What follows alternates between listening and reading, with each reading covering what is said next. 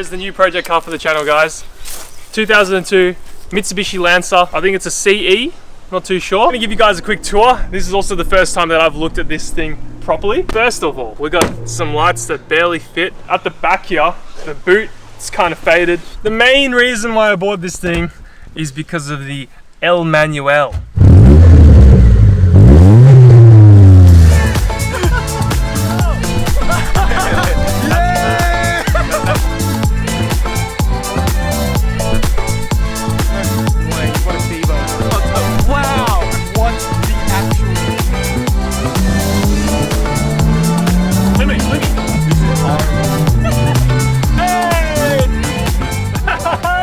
The box, the clutch, everything feels so mint. And it actually steers alright too. Yeah. I actually felt it.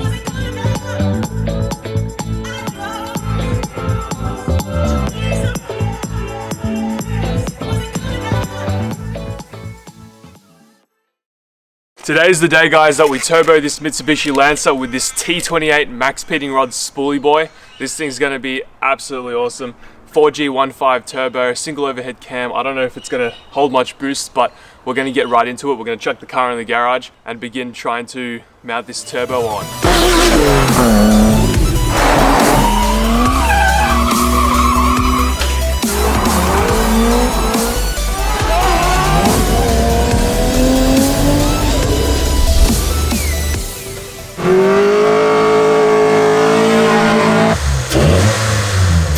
It's been incredible. It's got the 4G15 single overhead cam, 1.5 litre, of course, it's in the name, and it's been pretty good on the miles per gallon.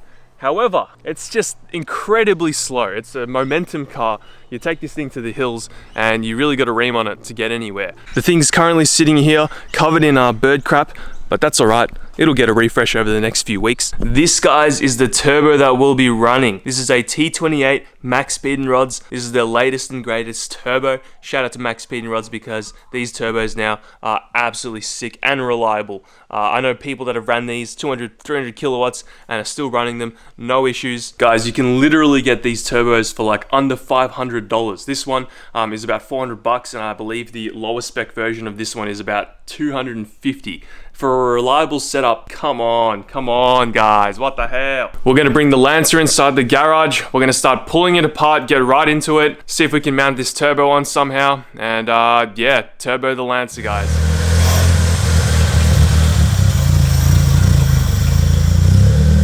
While we're waiting for this thing to cool down, we're gonna unbox some parts. This is a T28 flange, I think, T2 flange. I think they're the same. Let's see if it fits. Yes, sir. We'll start taking all these plugs off. Oh. Oh, there we go. Now I can slide it off. All right, we've already ran into the first problem, guys. It looks like the flange is pretty far down. So if we were to get this turbo on there and sit it where the flange would be, the inlet for the turbo would be like where the slave cylinder is. So there wouldn't be any way to get a nice intake pipe on the turbo. So we're probably gonna have to modify the manifold a little bit. I don't know how we're gonna do that, but we're gonna take it off and suss our options first. Looks like I need to get underneath the car at least to get those 2 bolts off the flange that hold the rest of the exhaust on the manifold.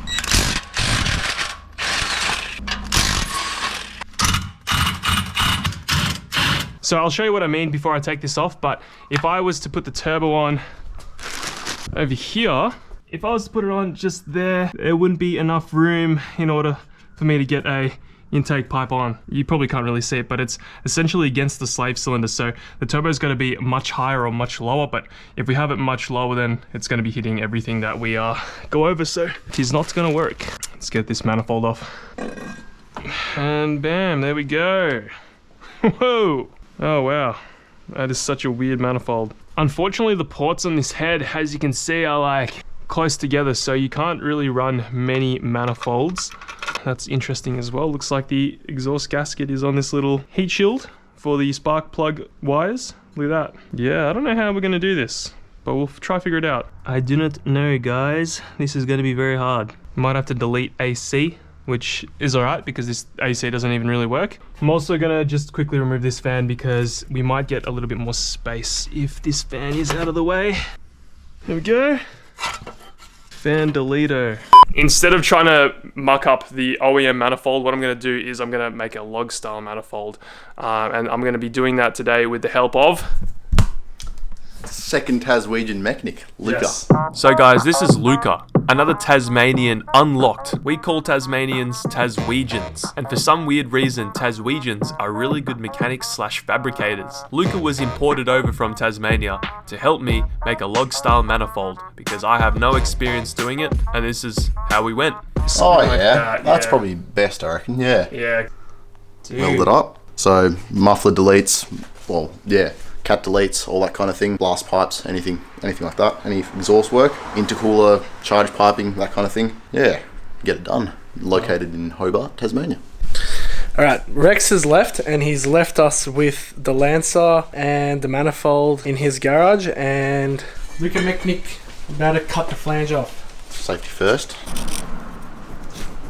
While I was off at the shops getting some tools to create this manifold, It is time.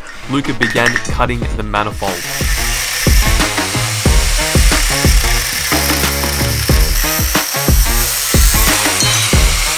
Alright, so we're gonna just flap disc it down so it's perfectly flat, and then we'll put it in the car and see where we'll put the 90-degree bends, and then go from there. Yeah, start tacking things together. Luca has flappy disc one side of the flange. Yeah, just so that we can get a nice flush fit up for the runners to sit on.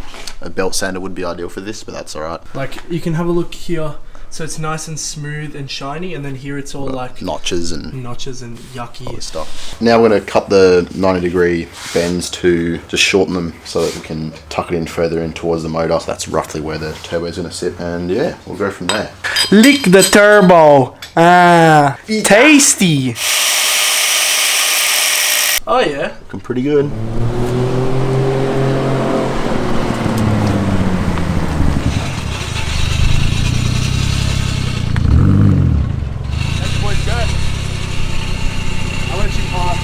Sounds like bad news. Nah, Oh, we've been working hard, vlogging hard. Oh, I was going for like 20 minutes and he's already chopped the manifold, and that's a mint chop. And 2 runners ready to go. Damn. Somewhat. God damn. God damn. And we were filming. Dude, that's sick. Oh yeah, the inside runners are gonna be a pain, bro. Yeah. Yeah, how are you gonna do that? We might have to Lots of grinding and test fitting. That's about it. Yeah, true. I also taste tested the turbo. Can confirm it's tasty. Tasty. Out of 10? Out of 10, Peter? I reckon 10 out of 10. Yeah. So guys, I've just mounted this little rear housing adapter, a V-band adapter to the back of the turbo. And originally wanted to put the turbo directly in the middle of the manifold, which would be just around here. However, I'm happy to delete AC, but I'm not happy to delete power steering. And it looks, yeah, it looks like it's gonna hit the power steering, bro. Wait, is that the... Yeah. Wait, is that the top one there? Yeah, come on this side. Okay. You'll be able to see that. How far can you push it that way? Is that pretty much as far as... Well, I can get rid of this fan there, and then I can... Thermo. Yeah, I can push the thermo all the way. Oh well guys, we'll figure it out. Let you know when we do.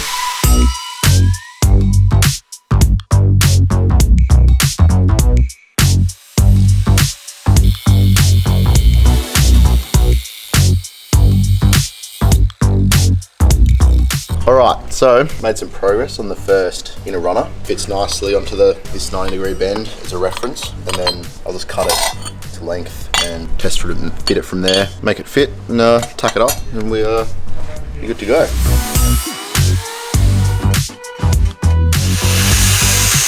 So we've broken the tacks off. We've put this center section on first. Now it is time to use the hole saw to drill out the 2 inner runners. Sicko. And then T2 flange, that's it. And then weld it to the flange, that's it.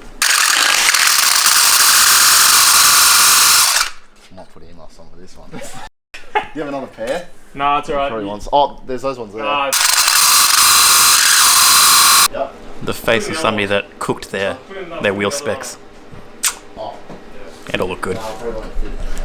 So guys, what we've done is we've spent the past like 2 hours drilling out the inner runners right here. You can see They are all drilled through, and I can actually put my finger through there now. With a hole saw. With a hole saw, Nearly yes. burnt out 2 drills. Yeah, it wasn't fun, but we managed to do it. But yeah, everything's all jigged up now. We've got the 2 plates holding the flange together. Pretty tough. Now we'll tack it up and try to weld as much of these as possible, and then we can probably fully weld it. Yeah, and then we've got to figure out what we're going to do about this flange, but we've got another pipe that we could probably cut up later, so we might have to buy another hole saw and...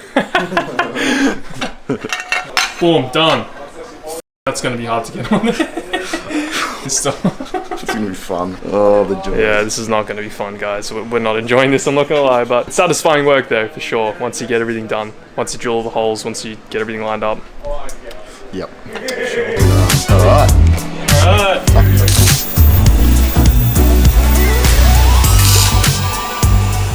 Guys, I love days like this. All the boys around. Look, we got Luca on the welder, making some bunda beads. We also got, can't show you, oh actually I can show you this. We got Mr. Zach working in his car right here. Oh, what's that? Oh, that's before 99 you can see more photos like that. Ida. Hello. What's up? Ollie. Hi, Mechnick. Mechnick. Mech. GG. Mech. Mechnick got cancer.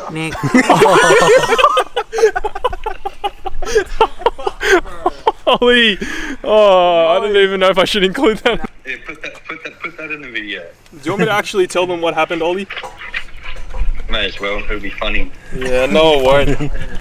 Guys, we'll explain that a little bit later, but Ollie actually does have cancer. And we all feel horrible about it, but he's doing well. He's laughing. He's just laughing.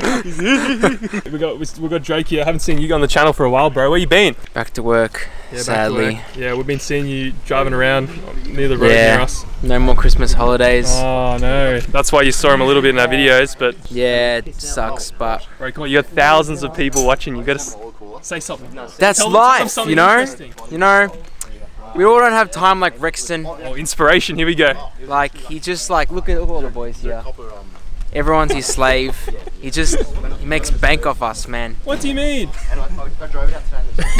Oh, you guys haven't met. Fades, hello. What's up? How's your hair cutting? You gave us this, look at this fade. This is like a little bit.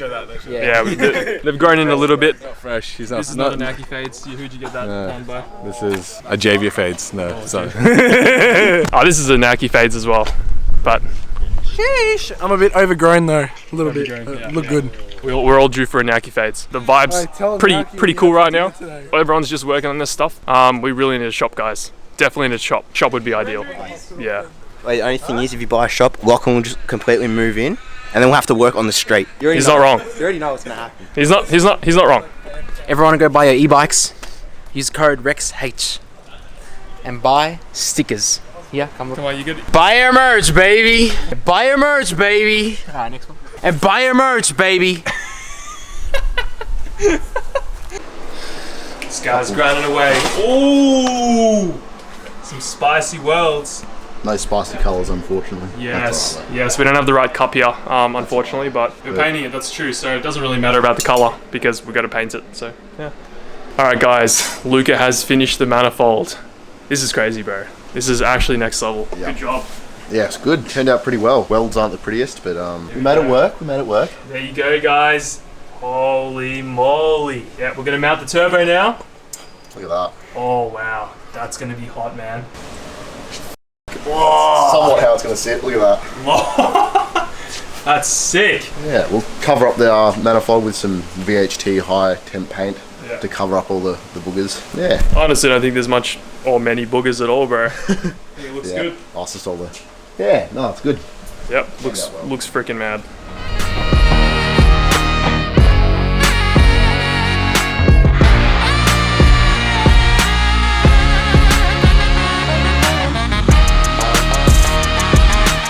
Alright guys, well there you go, the turbo is mounted, it's all positioned correctly. Yeah, I guess the next thing we need to do is get the plumbing sorted. We need to run an oil line. I also do want to run coolant to the turbo to make it more reliable, and we also need to run intercooler piping. So yeah, pretty good.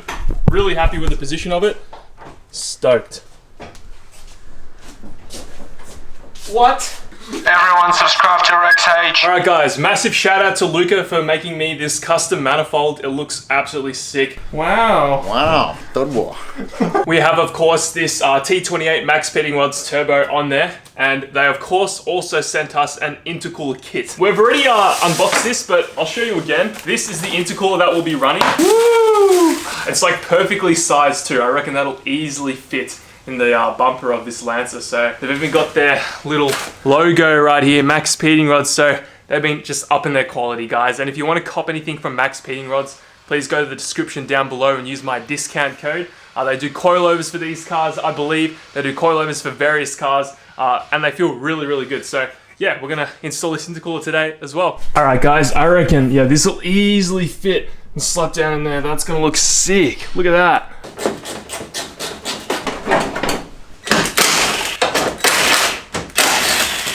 Yes, all right. Whoa. Oh, there's some big juicy spiders living in here.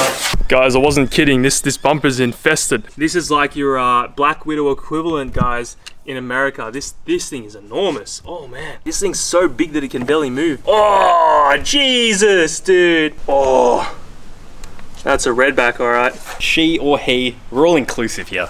It doesn't look friendly. I'm gonna come off. Oh, that is pretty mad. Eyeball everything, guys. Eyeball everything. Woo! Everyone subscribe to RexH. Where'd you get that from? Jacob. Oh my god. Alright guys, the intercooler is now installed. Looks pretty awesome. I finally centered it up. Have a sus. God damn, that fits in there really good. It's just below the crash bar too. Hopefully we have enough room with the pipes to clear the bumper. It's going to be really tight, but we should be able to make it work. It's looking awesome, guys. All right, so here's the intercooler kit that Max Pitting Rods sent us. Have a sus. And we're just gonna try to, I don't know, see which bends are gonna go where. I think this one will probably go, oh, min. Oh, that's actually perfect, bro. Look at that. So it's got some 180s, 90s, and some 45 degrees, as well as all the different cups you'll need. We're just testing now to see if the bumper's gonna fit. How does it fit? Nah. So what we have is a 90 degree up here. We've got it going down to a 45 degree. Then I've got a 90 degree silicone on the bottom.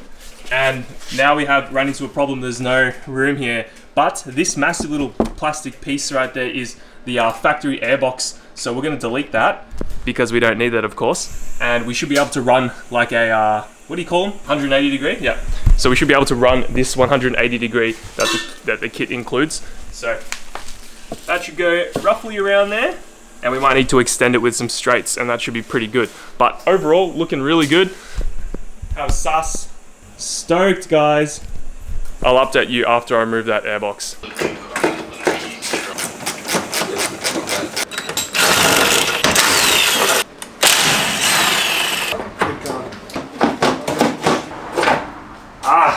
Nice.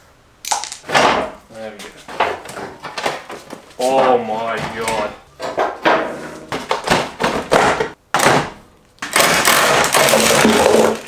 Bye bye. There it goes. That's a lot more room now. Guys, I wasn't kidding when I said this car is infested with redbacks. Look at that. You see those two little balls down there? Those are redback sacks.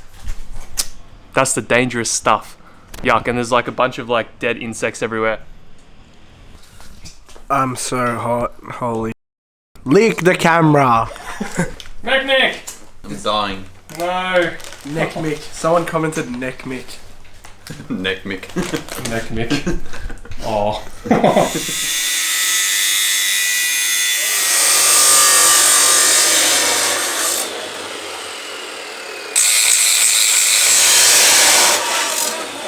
Alright guys, little update on the intercooler piping. It is looking really good now and complete. I've got some stuff holding it in place, got some of the couplings on that aren't the right size, just to hold everything in place. But you can see I've got a 90 degree there, 45 degree bend to a silicone 90 to a 180 that I've chopped in half, that I've also cut this little piece of metal for, just a straight from the intercooler kit. It's about 2.5 inches, and that'll slot just in there. Look at that. Like a glove, baby. we'll see, but I gotta do some alley welding, so I'm gonna weld that up, and we'll see how well it fits.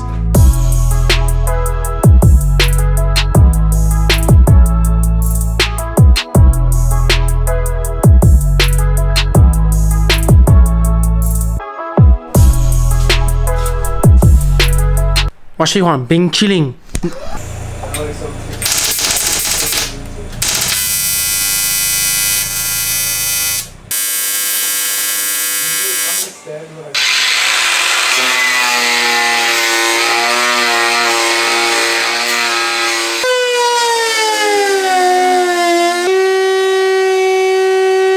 Alright guys, check this out.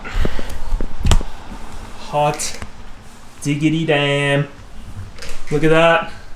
So I've managed to get the bumper on. I've chopped a bit of it out. Everything seems to fit. I just need to push it on a little bit harder and then everything should line up. But yeah, the bumper's on for now. So at least we can park it in the street. But yeah, looks really good. Super happy with it. I've got the entire cool side all done. All we need to do is do the hot side and then also do the down pipe and then the lines. So it's going to be a bit of a muck around trying to figure out which way I'm going to route both the dump pipe and the hot side of the turbo. So need to figure that out. But yeah, I'm pretty happy with the progress. Now, of course, guys, we have boxes and boxes of parts. We also have stickers, baby. Shout out to Raceworks. They have been a huge supporter of the channel. Oi, Lachlan, we got some merch. Get over here. Got some merch. And buy your merch, baby. Raceworks, baby. Oh, do I get my own Raceworks hat? Yeah. Do I get to match you? Doesn't really suit with the. Maybe need to go like this. Raceworks, baby. I'm gonna unbox all these goodies and I'll show you what we have in there. We did a massive order, so if you guys need fittings or anything, Raceworks, guys. All right. So we've got Teflon fittings, Teflon hose fittings. We've got big boy fittings. Wow! Some lines, baby.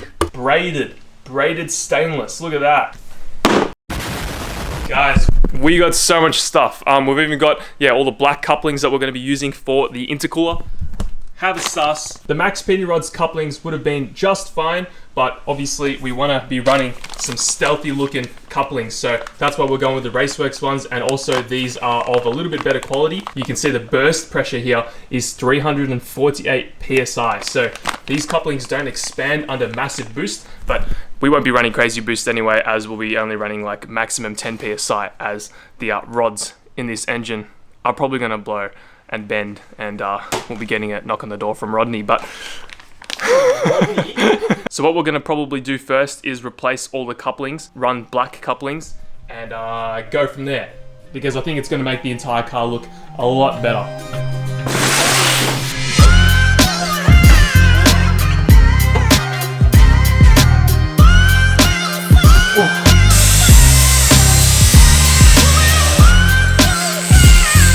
So in the last video, I finished installing the cooler pipes. However, today I wasn't entirely happy with how they were routed. So I decided to do some chopping and some welding, and also complete the hot side.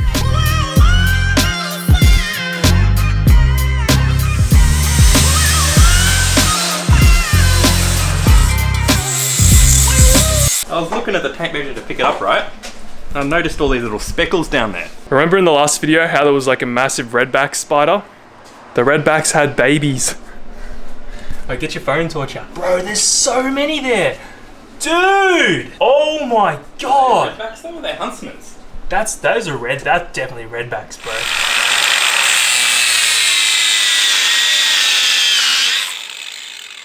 It's been probably about 2.5 hours, 3 hours since I last picked up the camera. That's because we've been grinding away at this thing. We also fit some food in there as well, so had a nice bite to eat. But enough of me talking, guys. Have a sus of this. All right, we got all the cooler pipes done. Everything's ready to go. You can see down here was a bit of a muck around trying to get this all sorted. I originally wanted to do a 90 to 90 up, but I managed to somehow clock the turbo down on an angle and get a 90, just one singular 90 going down to a straight, then to the 180, and then to the cooler. And then for the dose pipe, we have the 3-inch to 2.5 pipe going just straight out of the turbo. I had to chop just a little bit of the fan out, as you just saw. That's all right. There's like 3 other little brackets holding the fan on, so should be totally fine. But it's looking so good right now. Whoops. We still have to run the oil line, the drain, the coolant lines. It's a bit of a nightmare, but it's going to be so worth it. It looks so good. Oh man. What do you think, Mechanic? Why would you water cool your turbo? Reliability. It's not worth it. You guys want to see a magic trick? Oh, Mechanic! How you feeling, bro? This is going in your intake once it's running. Oh, really? Yep. We'll use that as fuel for the 4G15. Convert it to methanol. Sunday, I'm going to be bald. It's not going to be a pretty sight. That's why he's got the Raceworks hat, guys. I'm covering my hair. I'm balding already.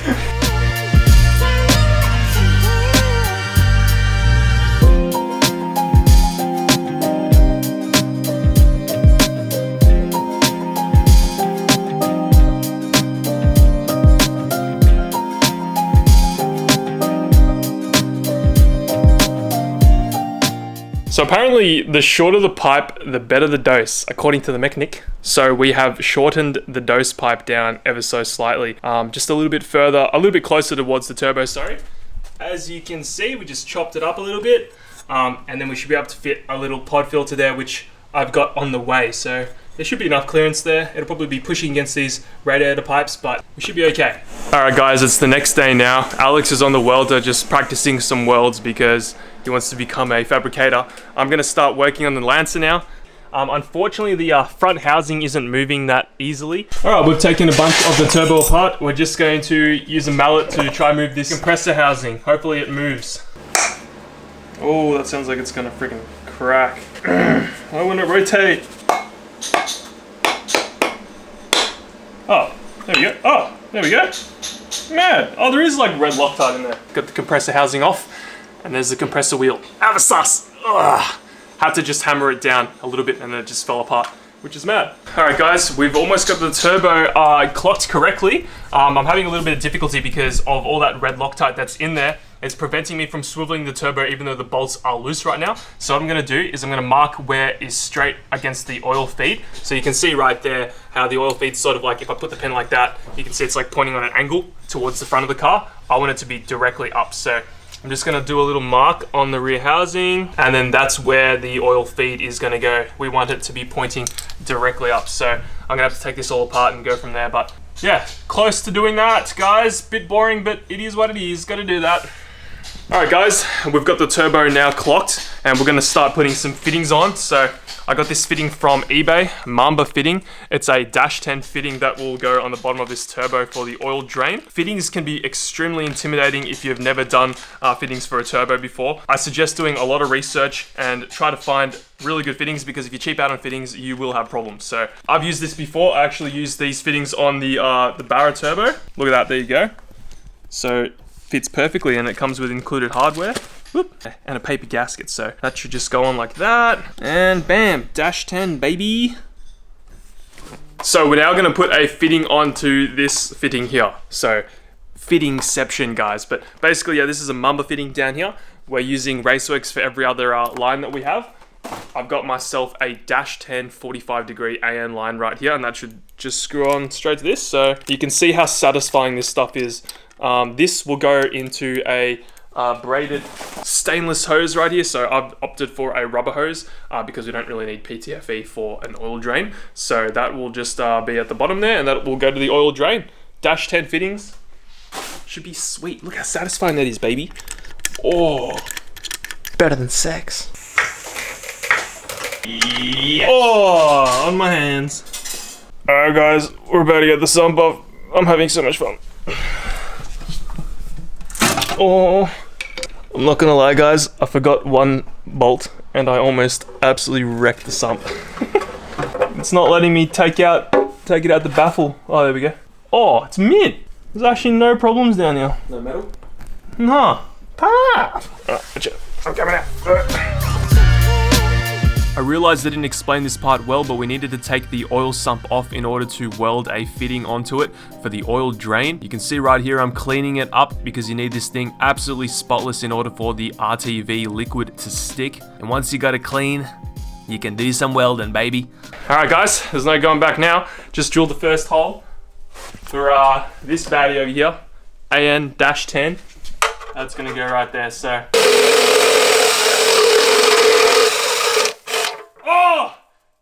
hot. Guys, have a suss of that. That's probably one of my best welds on a bung that I've ever done.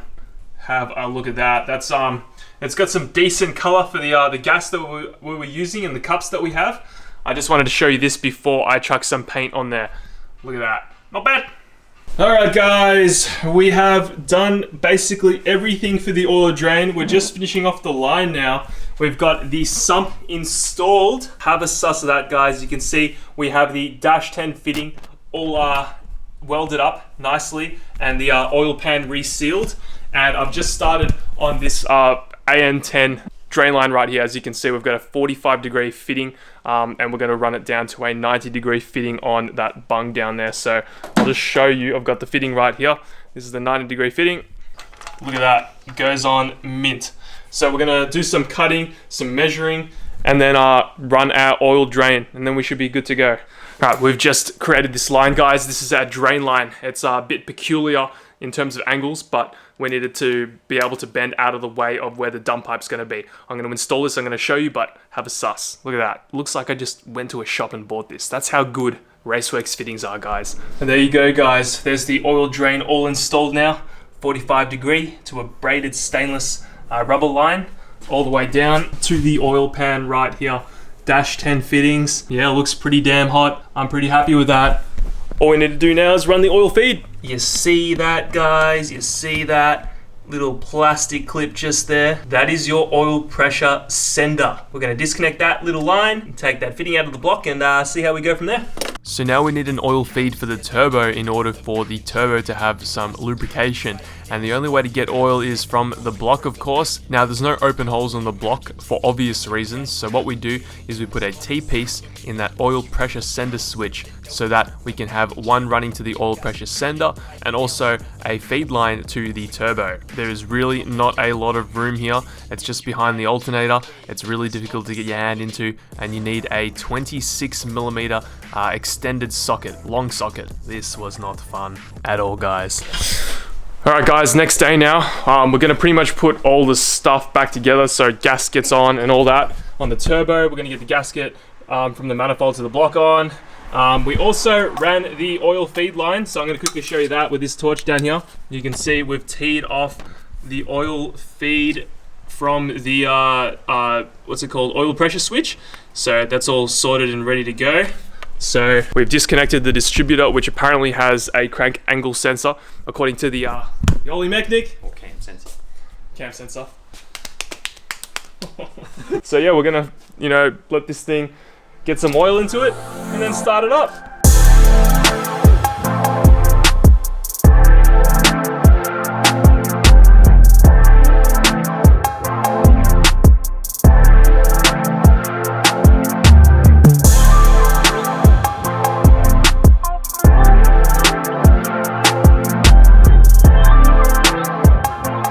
Alrighty guys, we are ready to start the car. I just need to put some oil in and then we're ready to fire. We're just gonna crank it a few times to make sure that there's oil coming through the fitting that we used, the T fitting at the back of the block. And then we will connect that on and fire it up, and hopefully everything's all good. We're not running any intercooler pipes, so there'll be no boost, so it should run, because apparently these EZUs are really sensitive on boost. Apparently you can't even run 1 PSI. It'll lean itself out. So yeah, we're just gonna start it without the cooler pipes and see what happens. Alright guys, she's all filled with oil. Ollie's going to get there and crank the engine. I'm just going to connect up the battery. Alright, go for it.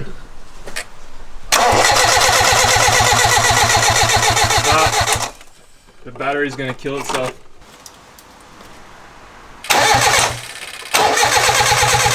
Alright, what's up? We got oil, baby. That was quick. Yeah, that was much quicker than the barrel. Alright, guys, have a look here. We do have oil pressure, baby. I'm going to just double check how much oil is in here now that we've got some oil in the line. And we'll go from there. The thing should start. We're going to plug up the spark plugs with these leads. And hopefully all good. I don't know what it's going to sound like, but the dump is open. So I'm going to wait for all the neighbors to go away. Vin Diesel has stolen your Lancer, Rexton. Family. What's his line there? I ain't got friends. I got family.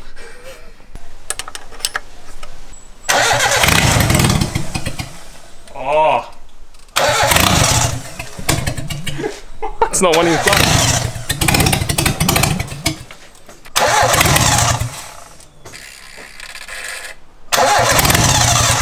This might have something to do with it. What? Oh! Oh! Dude, I nearly blew up the 4G15. Oh, no air. Alright.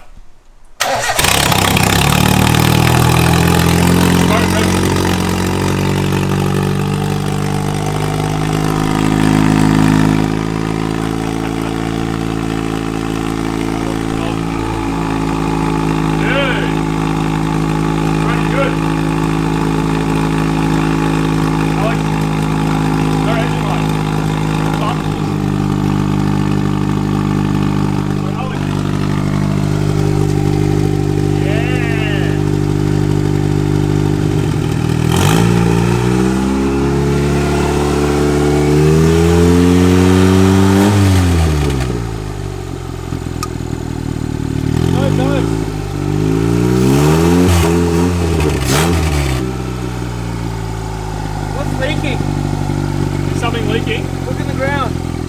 I think that's just... Wow, alright. I think everything's functioning well. It doesn't really sound that loud. It's actually pretty tame with the downpipe off, so we might be able to run a pretty hectic exhaust and not deal with too many consequences. So, that oil? That is oil. No, I think that's just coming out of the gate, just water and a bit of oil mixed together. Scared the shit out of me. I was like recording on my my phone for the Snapchat group, and Ollie revved it, and you can see I go, oh. I cooked it. I full cooked that. I completely forgot that I left that in there. I put that in there to hold the intake at the right angle, because the coupling that we currently have on there is a little bit too big in diameter.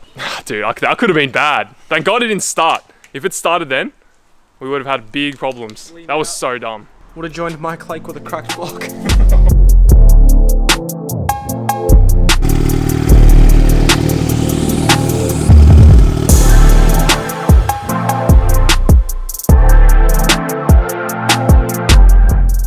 We're just gonna start this up again and give it a few more revs. Hopefully not annoy anyone, but I want you guys to be able to hear this. Sounds really good.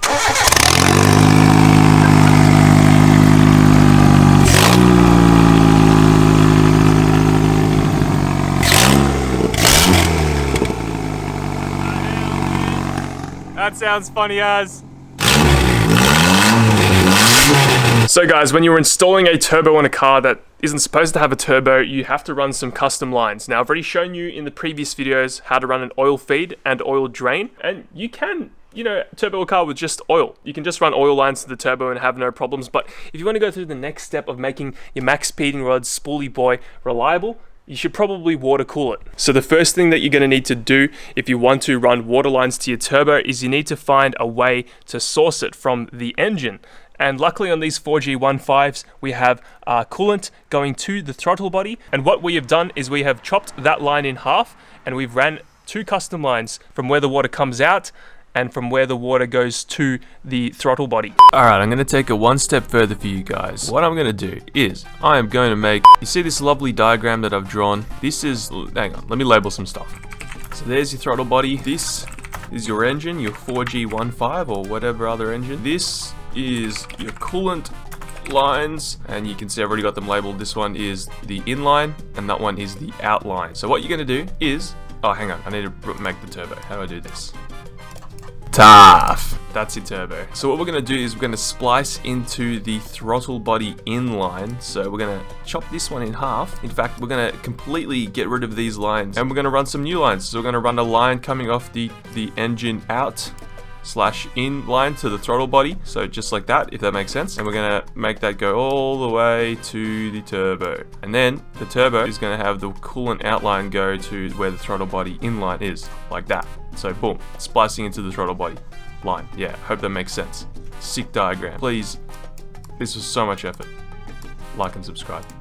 What I've done here is I've got a AN6 push lock hose from Raceworks, and I've also got a AN6 push lock 90-degree fitting over here. So this is a female fitting, and then we also have an AN6 to AN6 male fitting, which I will take out for you guys, just like that. So that just goes into the female fitting on this hose, and then all we need to do from there is run a custom line to the little hose that we just made all the way to the turbo. So I'm going to try to show you exactly how to do that and how to run it. Now, depending on your setup, you're going to need different bends. Luckily for me, 90-degree fittings will suffice and will work perfectly. We're just probably going to need to run some heat shielding there because, as you can see, that's pretty close to the manifold. But the water feed is already done. As you can see, the line has been ran. All we need to do now is do the water drain. So the water needs to route back in to the throttle body and recirculate back around so we have no leaks. So you will need to run hose clamps on these lines that go to the throttle body. As you can see, this is the line, the AN6 line. You will need to run a hose clamp on there. I'm sure there are better ways to do this, guys, by the way, but this is the way that I've decided to do them, and it should work. Should work fine. So what we're going to do now is we're going to screw this fitting, this AN690, onto this fitting down here. Come on. And we're going to point it roughly in the direction where we want the hose to come to. So I want the hose going directly down. So we need to run a line from here to there. So there are plenty of different options when it comes to hoses, but in this case, we're going to be using Teflon braided stainless steel hoses, and we're going to be using Teflon hoses, not rubber hoses, because they can withstand more heat and they can carry more pressure. Again, a bit overkill, but I don't know. I like to go overkill on things like this. So we're just going to run the line like roughly in the position where we want it.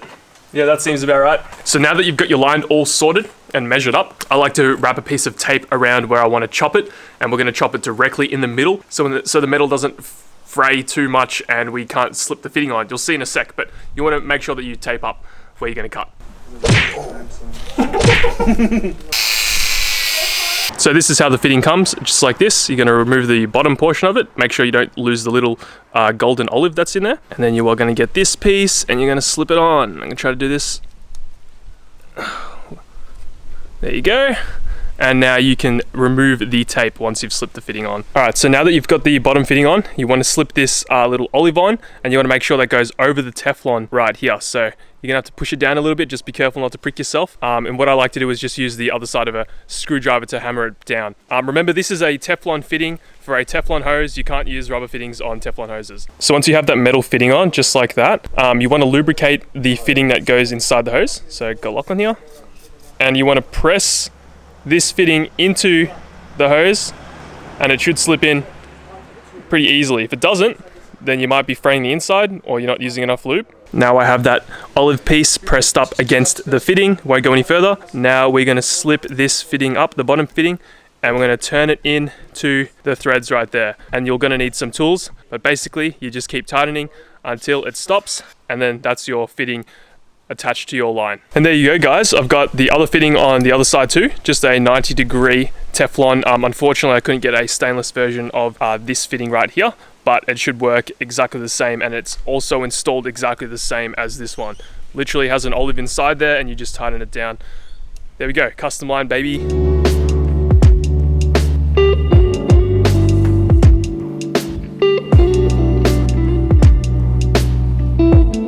All right, guys, we have the lines all done now. Everything's connected up. We're gonna turn the car on and see if anything leaks. That's the hardest thing about this sort of stuff. Like, it's also the most worrying thing about when you finish lines, if anything's gonna leak or not. So yeah, we're gonna turn the thing on. You can see we've got everything all together. See what happens.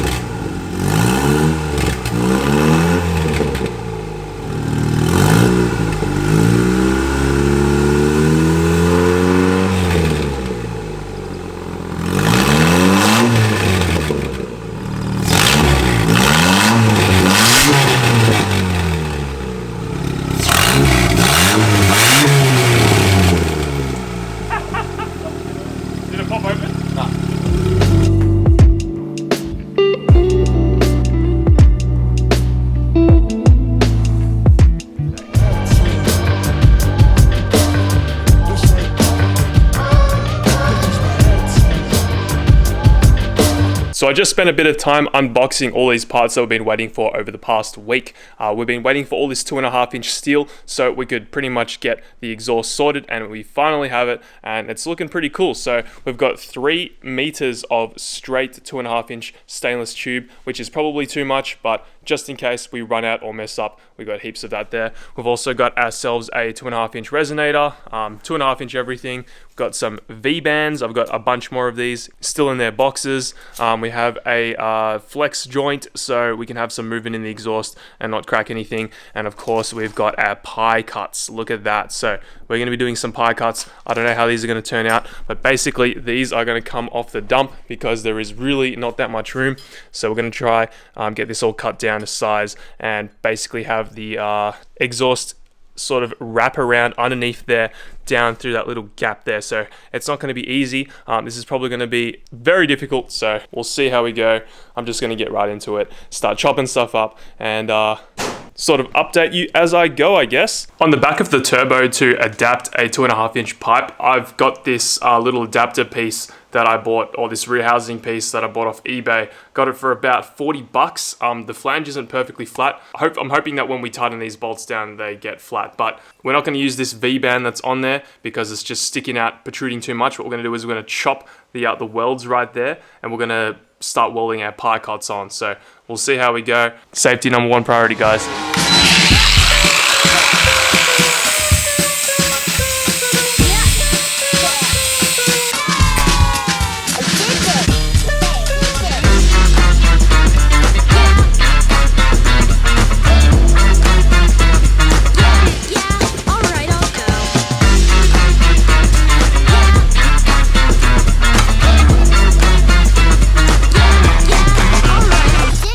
Alright guys, it's been about an hour since I last talked to the camera. I can see why people pay so much money for pie cuts, because this took a long time to do.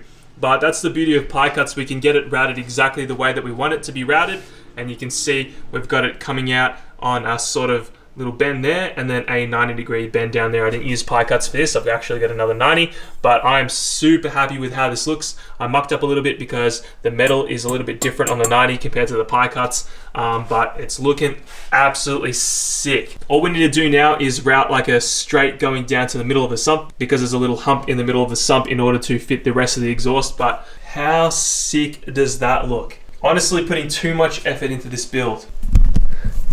God damn it. 4G15 turbo. This thing's going to be better than anything that I've ever built before. We're going to jack the car up so we can get the perfect waggonometry sorted. If you haven't heard that one before, shout out to Peter. We're going to get it up in the air so we can angle up everything properly and just continue welding. So I'll just update you as I go.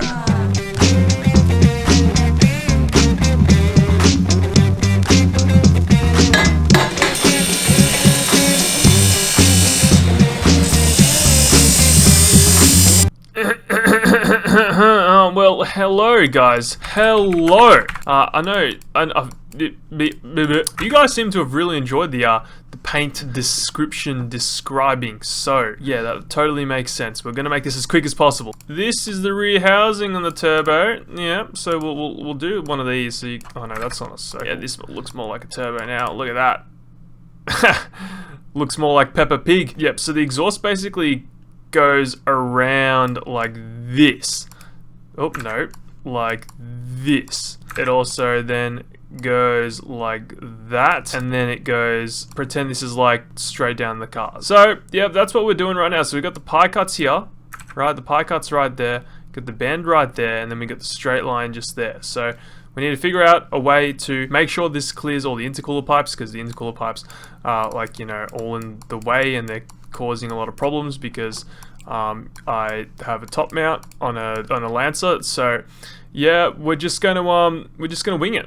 That's what we usually do at the RexH garage. We just eyeball everything. In the RexH garage, we measure once and we cut twice.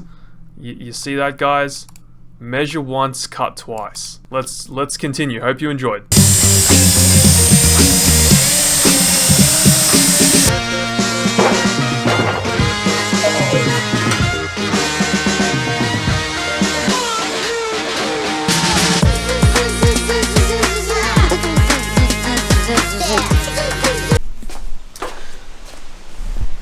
Alright guys, this is what we've come up with so far.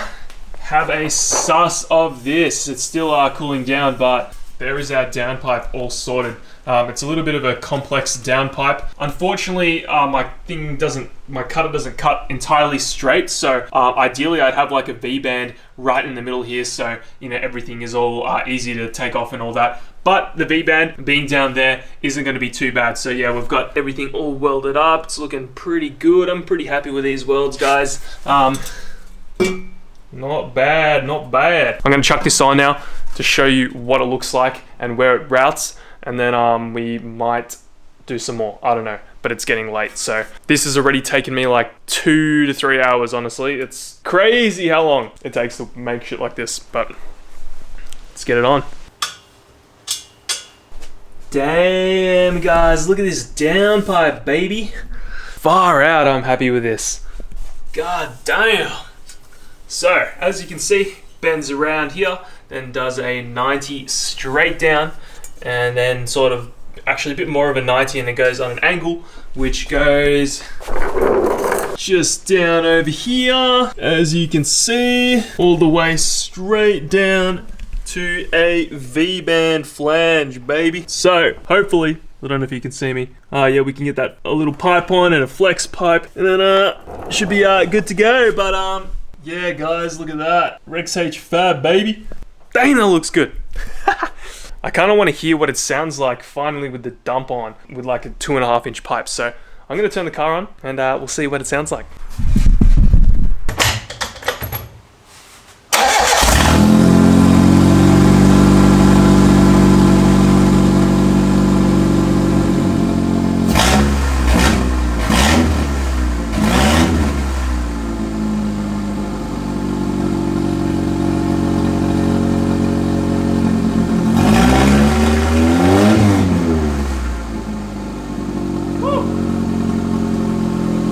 Actually sounds exactly the same. I don't really know what I was expecting, to be honest, but yeah, nice, good job, Rex.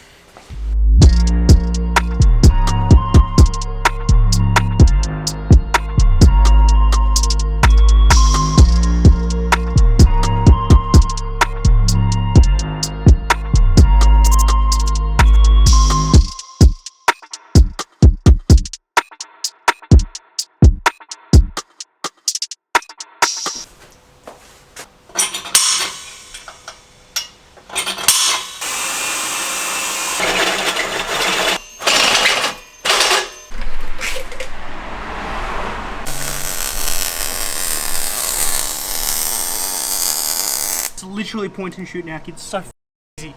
Sorry, I can't swear on this channel anymore. It is very easy. Alright guys, it's now the next day. I finished the downpipe. I'll quickly show you what I've been working on. I've actually been doing a lot more than just the downpipe. We've got most of the exhaust finished, but have a suss. There's the downpipe all installed. As you can see, our bungs are also welded on there too. Yeah, but you got GG. the bubbles on them, GG, bro. Oh, it's Might as well give it to me. I'll take it. If you want to buy a new one, bro, I got one. Come on, that's what's... Alex, you caused the fire. We got all the boys here, that's why there's so much going on. Look, we even got this guy. What do I say? I don't know, say something. Something inspiring, bro. People want to know how you drive a C63. I don't drive a C63, I drive this. So I've sold the C. Wait, start again. Alright, so I've sold the C63S, and I've upgraded to... Ooh, damn. Something inspiring. What makes the car faster is you always add some carbon fiber to your car. So you got to put the carbon fiber everywhere in the car. Carbon fiber for the bad. Not bad. So how do I get one of these cars to Daniel? Churches like this. Churches? Yep, right here. The reason why I afford this is I actually invented the game Rust. If you guys know, Brexton is in love with the game Rust. Me, Imran, shout out, and Lachlan. I actually invented Mercedes too. Did you actually know that? No, I had no idea that you invented Mercedes too, bro. I actually own a quarter of Mercedes. Prep never, boogers forever. Oh, no, let me do it like this. Prep never, boogers forever. So I'm going to show you the exhaust now on the Lancer. Have a suss. Say, if we come under here, we have an entire exhaust almost welded up, guys. We got resonator down there, V-band. Look at that. Goes up here to a 90 over here. So still a little bit that we need to connect up. Now, I'm pretty curious to see what this sounds like with the resonator. Unfortunately, we don't have the muffler connected yet, so we're gonna start it and see what it sounds like. All right, let's see what this thing sounds like with basically most of the exhaust on, just the resonator pipe. See if it sounds any different.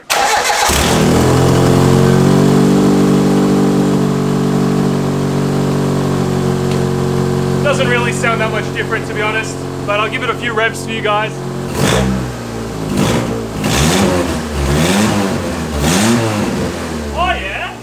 Oh yeah, that's not too bad. Woo!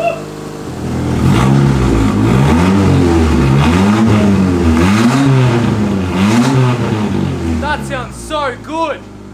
So guys, the reason why I have the turbo all disassembled and taken off the 4G15 Lancer is because today we're going to be porting the rear housing on the internal flapper on the back of the rear housing of the turbo. So I've got the entire turbo pulled apart, as you can see, and this is the rear housing right here. This is the little wastegate flap, and basically what this does, as you increase RPM, you want to let some of the exhaust gas out back into the exhaust to relieve the turbo of some airflow. And you want to do this to control boost. And as you can see, this little hole right there is really, really small compared to the diameter of this little flapper right there. What we want to do in today's video is we want to increase the size of this hole so we have optimum control of boost. And this will prevent boost spiking and prevent us blowing up an engine. We also need to paint this manifold, as this manifold made by Luka Mechnik, shout out to him. But basically the steel that I provided him was made of a combination of stainless steel and mild steel. So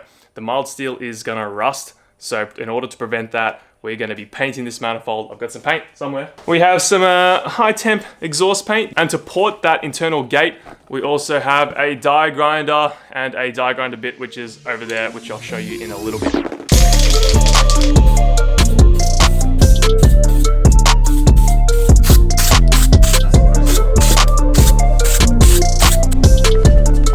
The manifold's now completely painted. It's looking pretty good. This paint is really hard to mess up. It goes on super flat, nice and easy. We're just gonna let it sit in the sun to dry really well, and then I might put it in the oven. We'll see how I go. But literally uniform everywhere, no drips or anything. All right, the next thing we're gonna do is we are going to start porting this thing. I'll show the tool in a second, but what I'm gonna do is I'm gonna zip tie this gate up to this little bolt right here, this bolt hole, so that we can have the flapper open, and hopefully I don't nick it while I'm grinding away at it. So I picked this up from Repco. Here's a close-up of the bit that we're using. It honestly looks crazy. Look at that. We're just gonna go ahead and we're gonna start taking material away from here, and we're gonna try to keep to the bottom side and not really drummel much of the top side, because the higher we go, the more likely the flapper is going to get caught on that hole, and then you won't build any boosts at all, and you're not going to have fun. So we're just going to basically take as much material away as possible and go from there.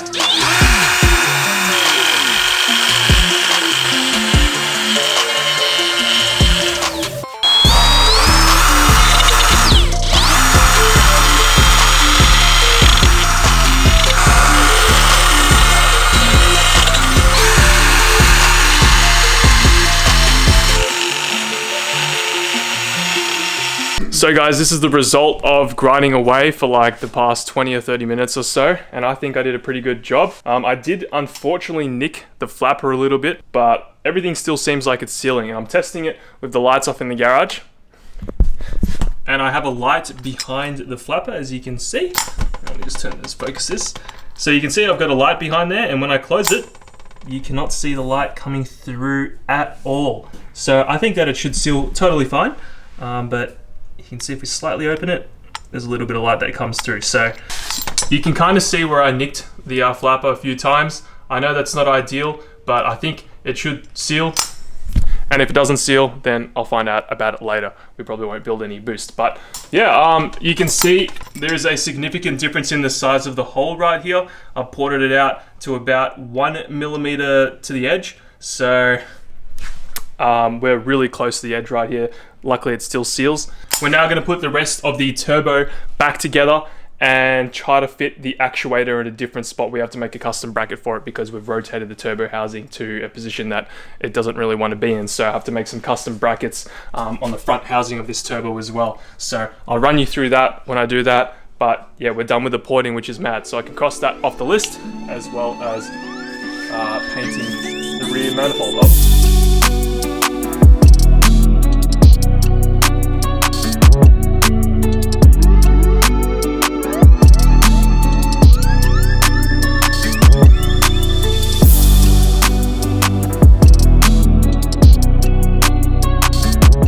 Alright guys, here's the problem that we're facing with mounting this actuator right here. So there's really no location that we can mount it with this current bracket that's on there. Ideally, I need it around here, as close to the outlet housing of the front housing of the turbo. If that makes sense. So what I'm gonna do is I'm just pretty much gonna cut a hole into this actuator here. But that's where I need it mounted right there, and there's no location for it. So you see that? You see that? Yep. I'm literally just gonna drill a hole right there.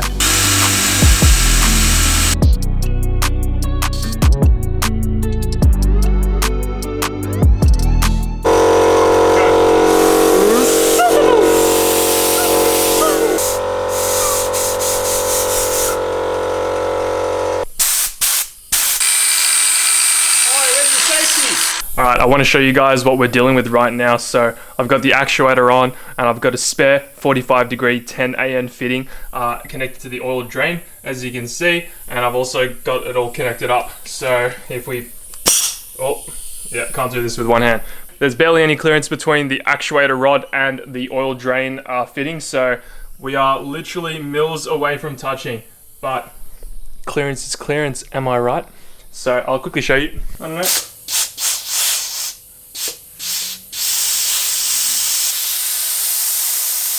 We're very close. We're very close to touching. All right, we are back, and the turbo's now installed. We're basically ready to put everything back together, guys. Have a look.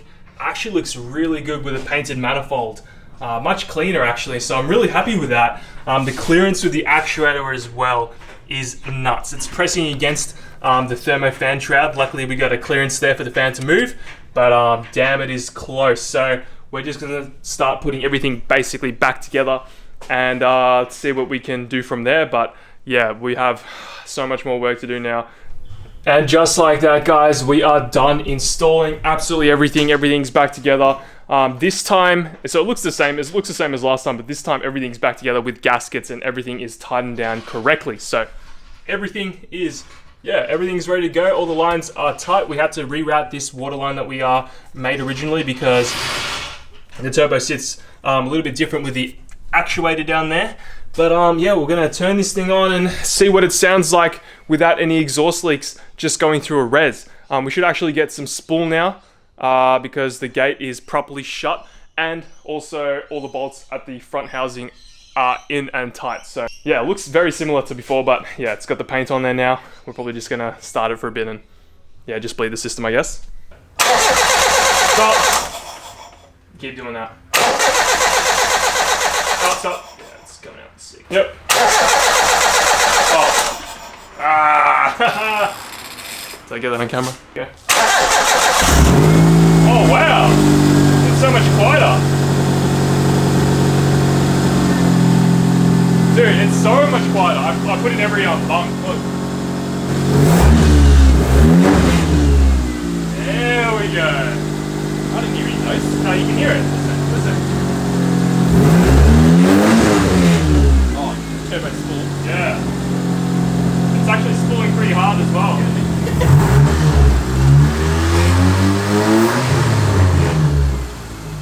It's not dosing, mate.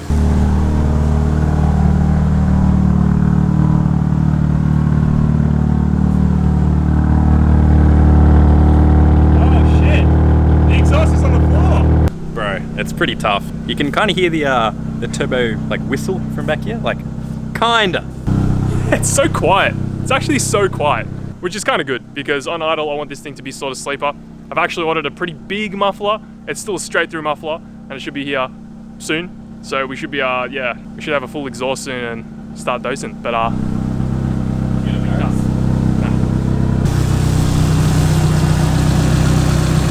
So quiet. Alright, so... Alright. Where's that hat from, bro? It looks so familiar. Alright. We'll quickly do a quick plug. So this is called bankyspec.com, guys. Bummer merch, baby. So this, I wear it this way because otherwise you can't really see my face with the lighting.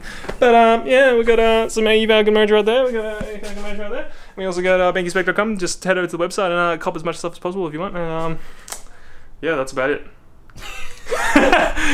Quick ad. We got stickers, jet tags, all the good stuff. We've got new Lancer merch coming out very soon, guys. So when that is released, you guys are gonna, I reckon that's gonna sell out because you guys are hyped AF on the new Lancer designs.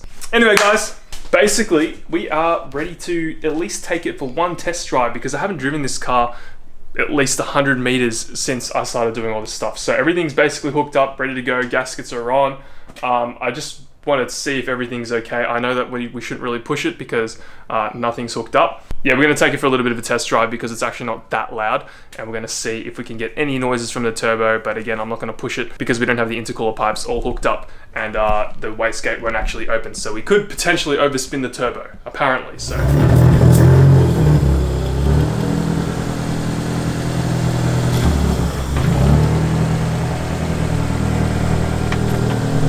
yeah, alright, first drive, guys. First drive. Hopefully it doesn't. Oh yeah, we got no power steering too, unfortunately, because I had to delete the AC as we wouldn't have been able to fit the AC with the turbo and all that. So intercooler pipes are in the way, so is the downpipe. So oh, so you've done full power steering delete? Nah, not yet. It sounds tough. It actually does. It's a bit overexposed. Oh, it's not even that loud, dude. Seems normal, right? Normal enough to drive. Yep. I can already feel in the pedal the restriction of the turbo being in the way with no intercooler pipes, nothing feeding the actual throttle body. It's struggling right now. It sounds like it wants to go. I'm literally like almost flooring it. Oh, really? Yeah, it doesn't like it because it's got no forced induction, so yeah, sadly no doses or no turbo noises. I've actually put the little pipe on too, but I've actually put the little dose pipe on too, but I don't think that's really going to make much of a difference. It's surprisingly stiff, these coilovers. No, they're not coils, they're shocks and springs. Oh, yeah. So he's done a full McDodge. Yeah, no, that's alright. Still, the drive's pretty decent. Oh, this is so embarrassing.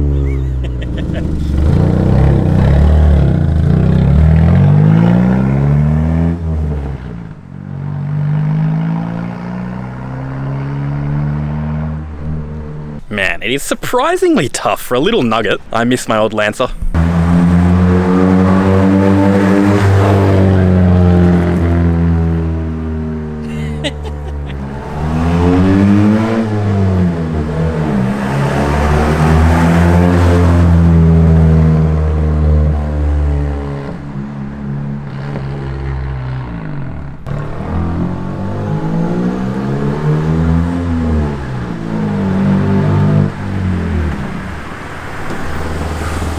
Definitely tell you it reeks. It actually stinks like crap. But yeah, I'm literally like giving it a little bit there and it's not even moving. Like I'm not like forcing it, but I can tell it just doesn't want to move. Like there's like no throttle response or anything like that. Like it feels like crap. But does it make any cool sounds? Sounds like an Evo. Sounds like an Evo. Sounds like an Evo. Ah, that's what I want to hear. Sounds like an Evo.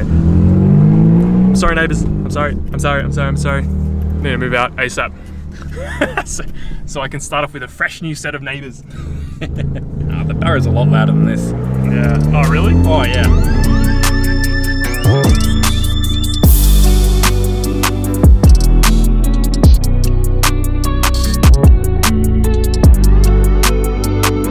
So guys, we are almost ready to turn the boost up in the Lancer. Over the course of a month, we've applied everything that we know into this build, and we've basically successfully turboed this thing. Now, because I'm not a tuner, I don't exactly know what I'm doing, but my ultimate goal is to not blow this thing up. So I've actually done a few mods off camera to help me out. To monitor what's going on inside the engine, I've installed a wideband sensor to accurately measure the air-fuel ratios. I've also installed a GFB boost controller, which I had laying around in the garage from a previous build. And with these two modifications, we should be able to accurately tune the car. We're gonna take the Lancer Turbo for the longest trip it's ever had, down to Mike Lake's shop I think out of everyone that I know, I'm most excited to show Mike Lake the work that I've done to this Lancer. But there are of course a few things that we need to do before we take it there. We need to get this bumper on a little bit better, otherwise we're gonna get in trouble. In order to get the Turbo Lancer to Mike's shop, I added a few more clips into the bumper. It's not fully installed, but it won't fly off when we're driving. I packed some tools for our big plans today, and off we went. All right guys, we're just gonna keep an eye on the boost and the AFRs to make sure that we're not gonna get the engine into any problems where it could face a lean out. But yeah, it's probably not gonna lean out under like 1 PSI anyway. We're just gonna stay in vacuum. The wideband is all functioning, everything works, boost gauge all works, so we should be right. Let's head to Mike's. I'm pretty sure Mike's here because his dailies here, his tough rig. I gotta do the car guy call. Arigato! Hey! Woo! Ah! It made a noise! Dude, I've been trying so hard not to hit boost on the way here, I'm not gonna lie. It's impossible not, like, something inside us just wants to hit boost. Like you said, I went a little bit overboard. A little bit? Yeah. You went way overboard. Mac valve. Yeah. This guy acting like he's gonna turn his boost up. Yeah, I know, I probably won't be able to. What's the spring setup on these turbos? What are they set at? 7 PSI. Good starting, like good starting, yeah, amount of boost. I think max you want like 8 on these things, so. 10. 10? You're not hitting boost till later anyway. Like, because remember that what bends rods and internals is early boost. So if it's not coming on early, we can go a bit harder a bit later. I mean, yeah. Big fab guy. Yeah. Because remember we chat last time and I was like, oh, you get carried away. You're like, no. We're just gonna throw a turbo on. Like, not even gonna change the manifold, bro. Mike was right. We went absolutely overboard with this Lancer build. Custom lines, custom exhaust, 2.5 inch all the way. Mike was kind of surprised.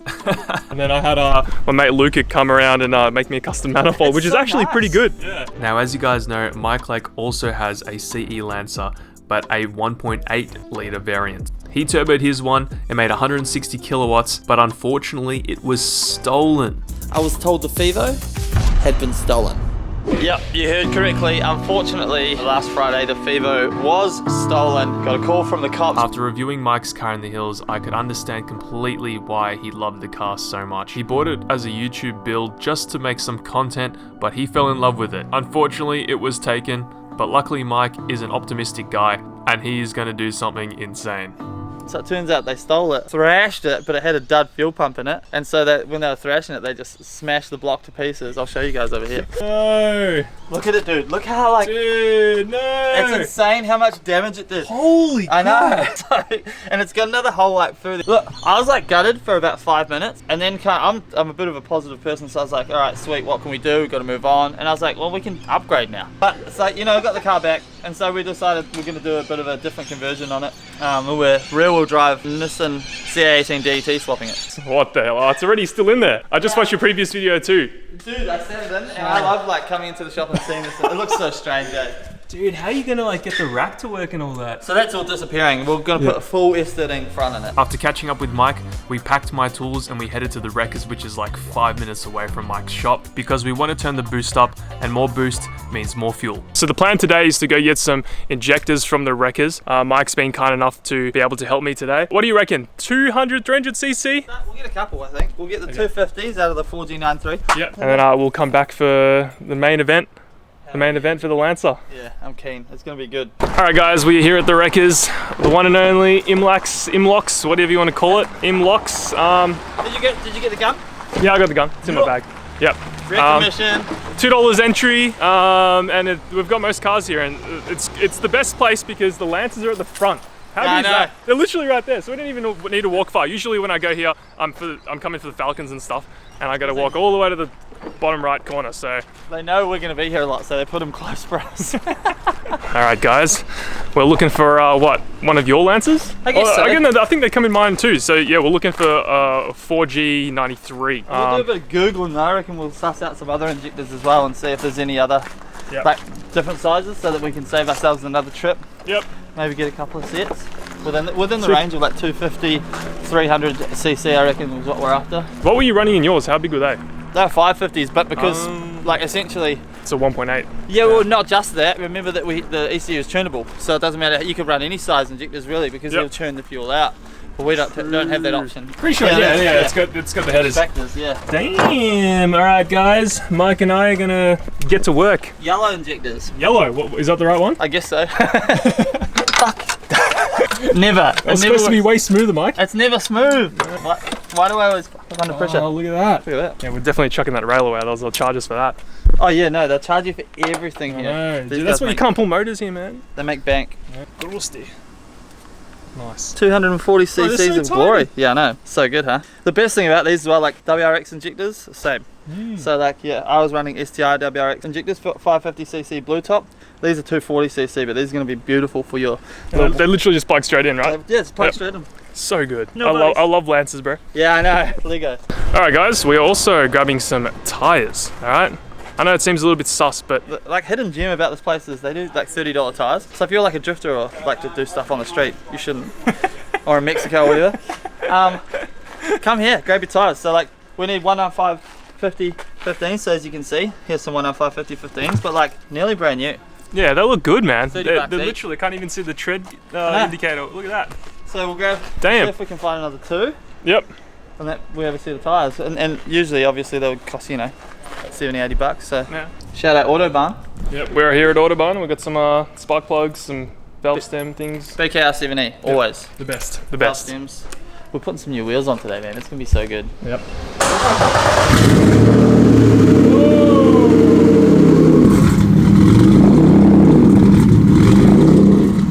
Damn! We still haven't done a fuel pump too, so once we do that, we should get even more fuel pressure and run even more fuel, so we'll be able to turn the boost up a bit more. But and then you're also, what are you doing? Timing light, so we can retard the timing about 5 degrees. Because when you put boost into a motor, you generally under boost, you want to retard the timing. So we can get away with like 5 degrees. It'll still idle nicely, but that way under boost, it's not going to hopefully knock. Oh yeah, we got to take out the 91 that's in there. Correct. We can still muck around with like it is with 91 in it. You just can't go too far. So like, there's even a chance that we can just get it good today, get the airflow, AFRs right, and then once you put 98 in it, you can kind of dial them in a bit better as well. So like this is basically your tuning mechanism here. Yep. More fuel, more boost. Yep, more fuel, and you can actually dial fuel. That's good. This is my spark plug tool. You can actually dial fuel out of them as well. So you can tune it out. So. Like for example, that's why you want to get the right size injectors. Like under idle, we can dial a little fuel out and have it like maybe 35 psi, and then but under boost it'll still put more fuel in. You know what I mean? So it'll still get the fuel pressure it needs. Because say you're running 7 pound or something, so like 35 psi, I see about 42 psi under boost, and because they're bigger injectors in a motor that's not supposed to have bigger injectors because of the ECU, it'll dump more fuel than it should because it like has a calculation and it's thinking it's 165 cc injectors. I'm not an expert.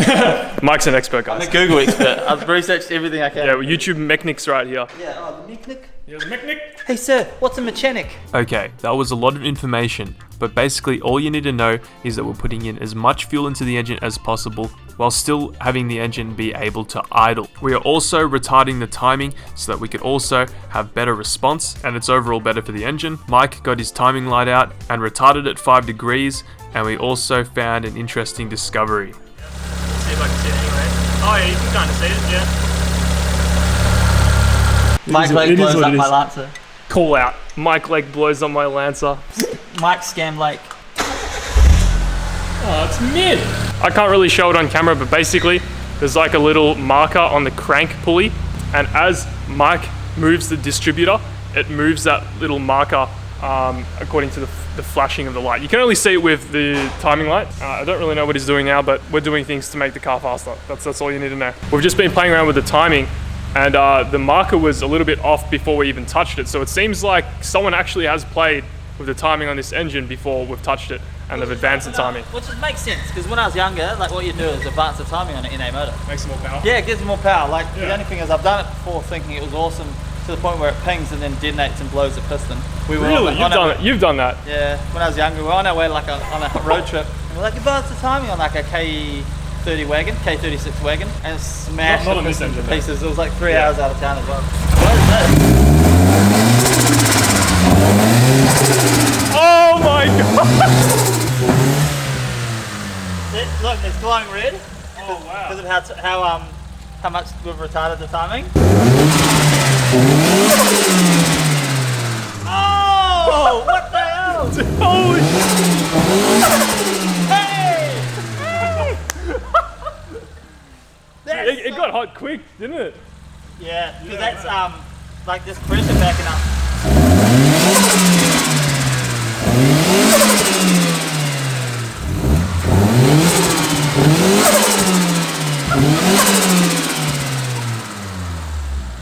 I'm shocked.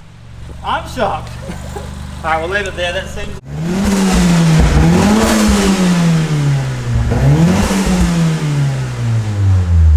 It's hitting like almost 3 psi.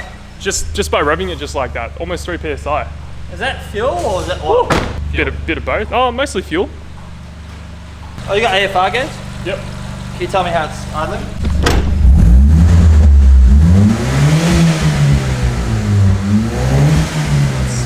Getting pretty lean.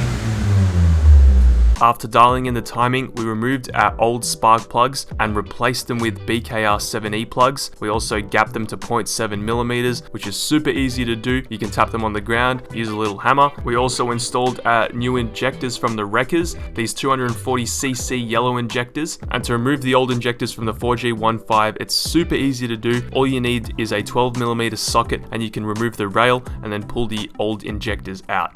Alright, these are the old injectors, these are the new injectors. You can see they're basically the same, but the color is a little bit different. That's it.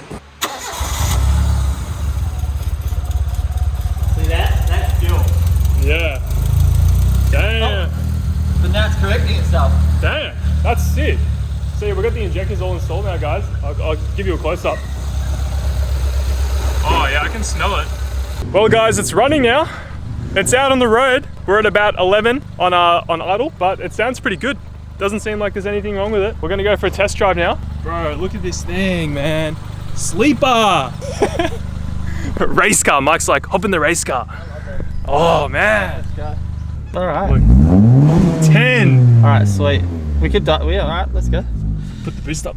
First gear. So it's still rich, which is nice. Rich as. I reckon go second for now, like go into second. No power steering. No, and we'll just give it, just make sure she's just running nice. Yep. Seems to be running pretty good. 10? Yeah. Wow, bro, that's insane. That's insane. Okay. Is it different than what it was? What was it doing? No. It was. I'm just looking at the AFR. Was it always at 10s though, or what? No, it was at like 14. So we got left here. 13 and a half, And when we give it a little bit, yeah. Whoa! Whoa, dude! What? That is wicked. That felt wicked. What the hell? Do you hear it? Yes. That's so good. What? It's building boost really nicely. Dude, it's like there's some hesitation, but then it really pulls. It is quite rich. Pretty good. Which way are we going? Left. So this goes around a big block, so... Man, I'm gonna get carried away, man. Get carried away, I think it's fine. Bro, that's what the hell? That is so good, bro. Dude, that honestly feels like close to yours. It feels really nice, eh? Yeah. So I'm watching, it's not really like... What's it hitting? Like 3 pound or something, so I go right. My bad. That's okay. This looks like an Air Force testing base or something, eh? But what? Actually, what is this? I've never seen this before. What is the that? Hell? Oh yeah, no. Come on. Big lock guy. We got it. Big lock guy. Oh yeah.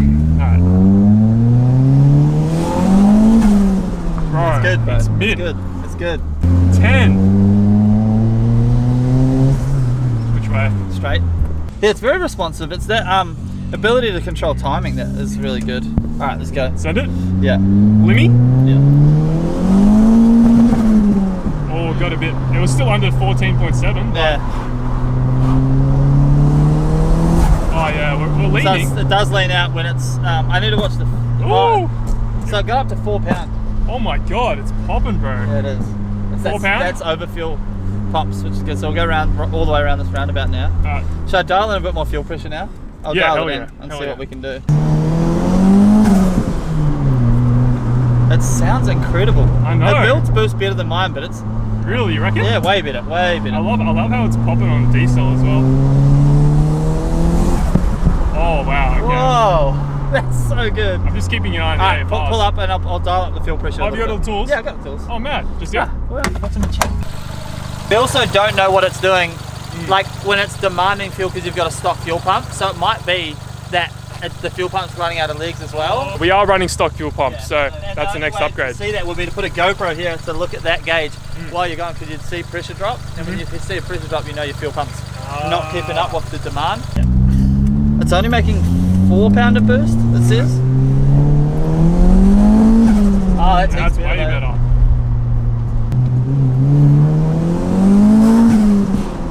Bro, this thing's gonna blow up. Because you can feel it pulling so hard. It didn't like that as well just then. Yeah, so I reckon we'll dial back fuel pressure, but I reckon new pump now. Okay, so Yeah, just so- don't floor it too hard, watch the AFRs and then Maybe chuck in pull your over pump here and I'll dial it back, because I'll make it drivable for driving home and stuff. Cheers, man. And then just watch the AFRs, yeah. Oh yeah? Yeah, it's good. I don't even know what we hit, I wasn't watching. 4.7. Yeah, 4.7. Okay, so we're hitting more. It wants to go there for sure. I didn't watch the AFR then because I was watching Boost. No, I'll watch Boost. Well done. Cheers, Well done, man. everyone. Thanks for your help, bro. Hey, it's been fun. Like, and you let me drive, which is cool. I love Boost. So. Of course, man. Oh wow, hit 5.4. Hey, you could hear a little bit of detonation there. That's your 91 fuel. Okay, I didn't even hear it. Wasn't even trying to listen for it.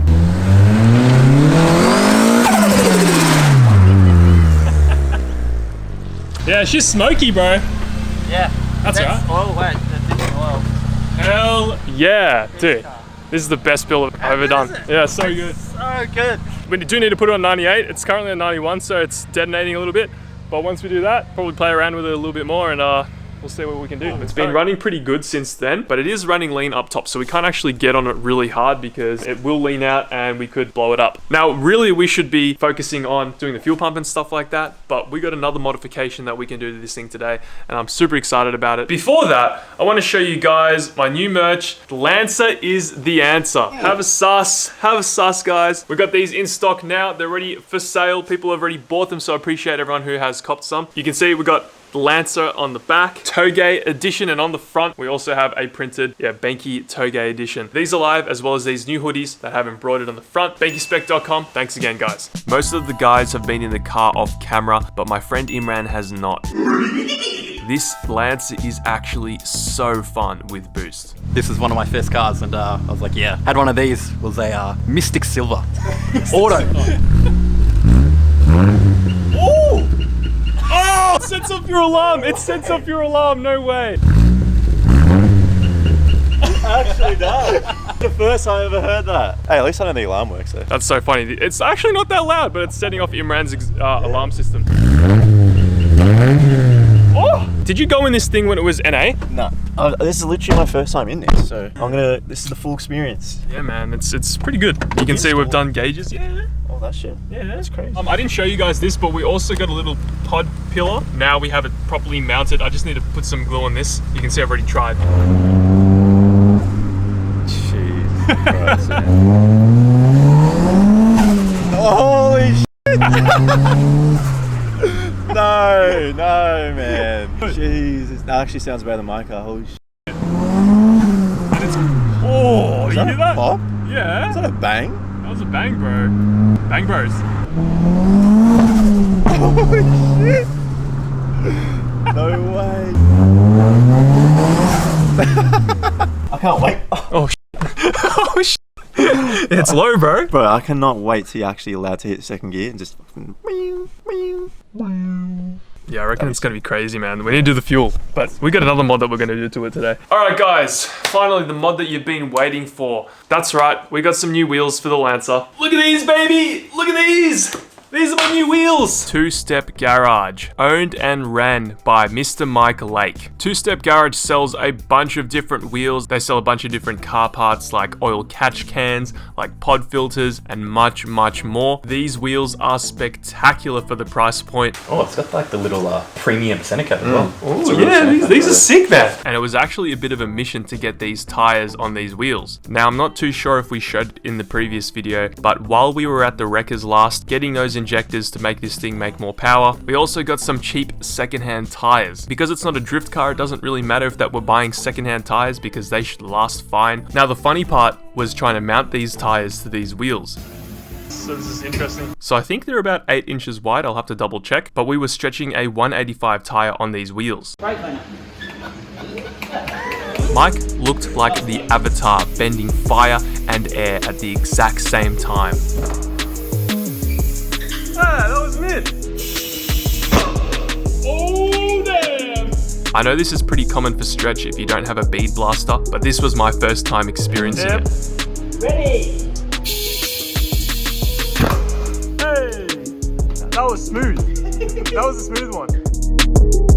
We're gonna jack the Lancer up now, and we're gonna see what these wheels look like on the car. We do currently have springs, so lowering springs, so the car is sitting at a pretty decent ride height. However, I'm not too sure if the wheels are gonna clear the standard springs and shocks.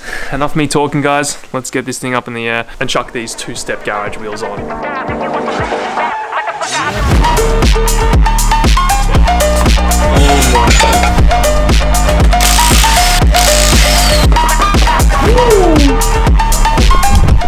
Alright boys, we've got the wheel off at the standard wheel.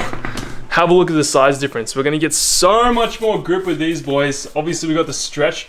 Wait, what size is this? This is a 185. This is a 195 on a 8-inch rim. But you can see the difference is these are much wider, but the profile of these, the overall diameter is a lot smaller. So it means that the whole car will sit a little bit lower, which is kind of cool. I don't actually know if these are gonna fit there. Let's see. Oh! They fit mint! Yeah, actually. No way! There's like more clearance, bro. Bro, they fit! I might have to do some guard work, but yeah, pretty good. Damn! Alright guys, we're about to lower the car on the ground now with these two-step garage wheels. I'm so excited.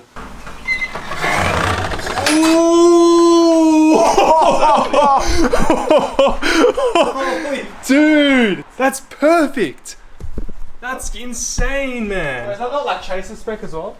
Oh, that's like really, oh, just a little bit of poke. Dang. We just need to let them settle a little bit. Oh, is that rubbing?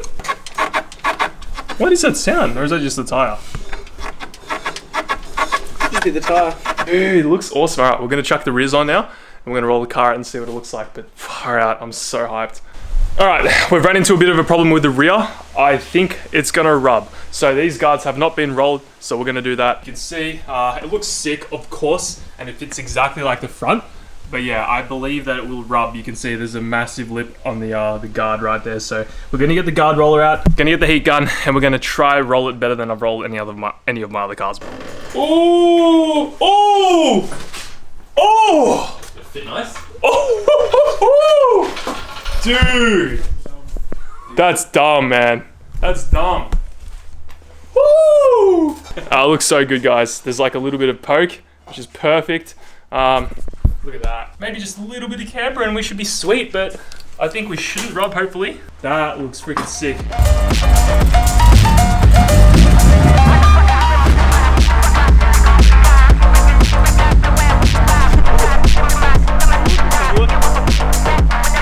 Oh, God damn! God damn, needs more low. That's annoying. It needs to be lower. Hang on, I'll put it on a level surface and we'll see what it looks like. Let's move it out there.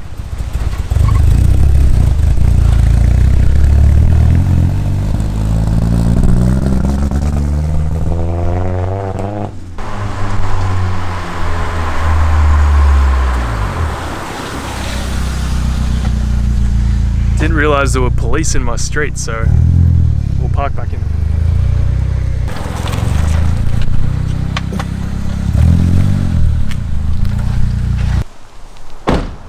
Damn! Little nugget. Little nugget needs side skirts now. Dang it. God damn it. Yep. I need literally everything. We're gonna throw a body kit on this thing, I reckon. Mike was right. Mike was like, dude, you're gonna go overboard, you're gonna go ham. And I was like, nah, I'm just gonna turbo it and see if I like it, but I love it. I love it. Look at it. Look at it. God damn. Doesn't even scrub or anything. Look at that. Jesus. Definitely a camber. I spent the rest of the afternoon putting the bumper back together. The intercooler makes it really difficult to get the bumper on properly, but with some self-tappers, anything is possible. Now the car looks incredible with these wheels. Oh my goodness, guys.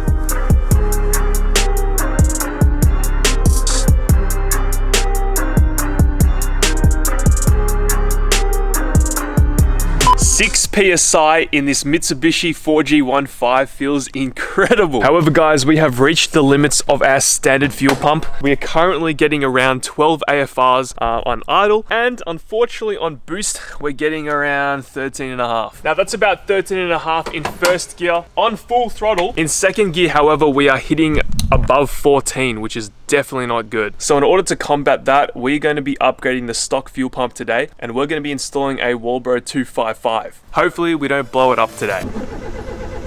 Look, at least it looks pretty cool sitting on the street, not being able to start. This is due to me turning the fuel pressure up on the fuel pressure regulator in order to get more fuel up top.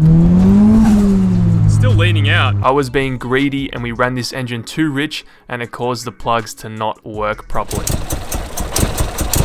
Now we're trying to save on all costs here guys, so instead of going out and buying more spark plugs, I removed the old spark plugs and I tried to clean them out. They were basically brand new as well. We literally just installed them like last week. Ended up throwing them back in. Lick the turbo. Oh, yuck. It is very tasty. And it barely got me halfway down the street. Mechanics to the rescue. That's it. I swear this happens too often. According to our friend Ollie, the best way to clean spark plugs and get rid of that soot is to use a blowtorch. However, we've ran out of gas for that blowtorch, so I went and I bought some more plugs. Alright guys, just came back from our local auto store, picked up another set of BKR 7Es, and we're gonna start it and hopefully it starts this time.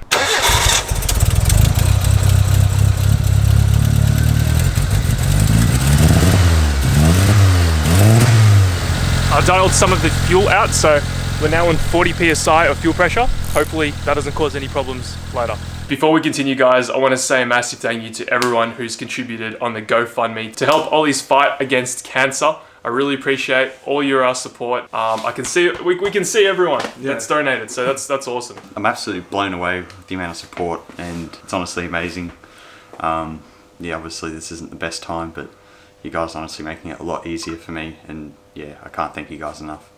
Yeah, shout out to you guys for fucking supporting the boys. The boys and I are so grateful to have such a strong community helping a friend out, especially in tough times like this. If you guys want to help Ollie, go to the GoFundMe link in the description down below, and of course you're going to be seeing Ollie in many more videos. So we are going to be installing a 255 Walbro fuel pump from, of course, TI Performance, and every TI Performance package you get guys, they also send out lollies. How sick is that? So we're going to get this fuel pump in today. Apparently you have to drop the tank, which is going to be a pain in the ass, but we'll see if we can get around that. But I doubt it because there's no inspection hole, which sucks.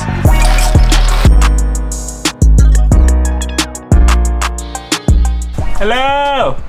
Alright guys, pretty simple it seems. Unfortunately, we did discover that you do need to drop the fuel tank in order to get to the fuel pump, but it didn't seem too bad to do. Doesn't seem like it's that hard to do. We need to disconnect the filler, the breather for the filler, the two lines going to the tank, the fuel in and fuel return, which just seem to be right here. We've also got, looks like two 14mm nuts holding this all on together, two there, and that's about it. So we're just gonna start going ham, drop this tank, see if we can get it out as quick as possible. Fortunately, working on this Mitsubishi Lancer, everything has been really easy to do. This car is very mod friendly, and in terms of removing the entire fuel tank, all it required was some pliers, some simple sockets, a jack, and some flathead screwdrivers. Oh, now it stinks. The worst part was draining the fuel tank of fuel. I thought there was going to be much less fuel in the tank because I ran the car down to empty, but it turns out that the reading on the dash was wrong and there was a lot more fuel left than we thought. There's like 20 bucks right there. Ah, GG. Oh, that's a lot. Do you have like a bucket? I don't have a bucket. Stop. Yeah, keep going. Ah, thank. So we have to drain about like 20 liters out of the tank. So here it is guys, this is a tank out of the CE Lancer, and this is what we need to get to. You can see it's covered in freaking redback eggs everywhere. There's one, there's another, there's another. We're gonna clean this up, make it nice, make it pretty, and then we're gonna take out the fuel pump. It's really grotty, I wanna get rid of all these spider eggs. And we also wanna vacuum underneath the car because there's a bunch of spiders everywhere. But yeah, not bad, not bad. How are you feeling, Alex? Besides the whole garage stinking like petrol, and I feel like I just lost about 20 years of my life expectancy, it's great.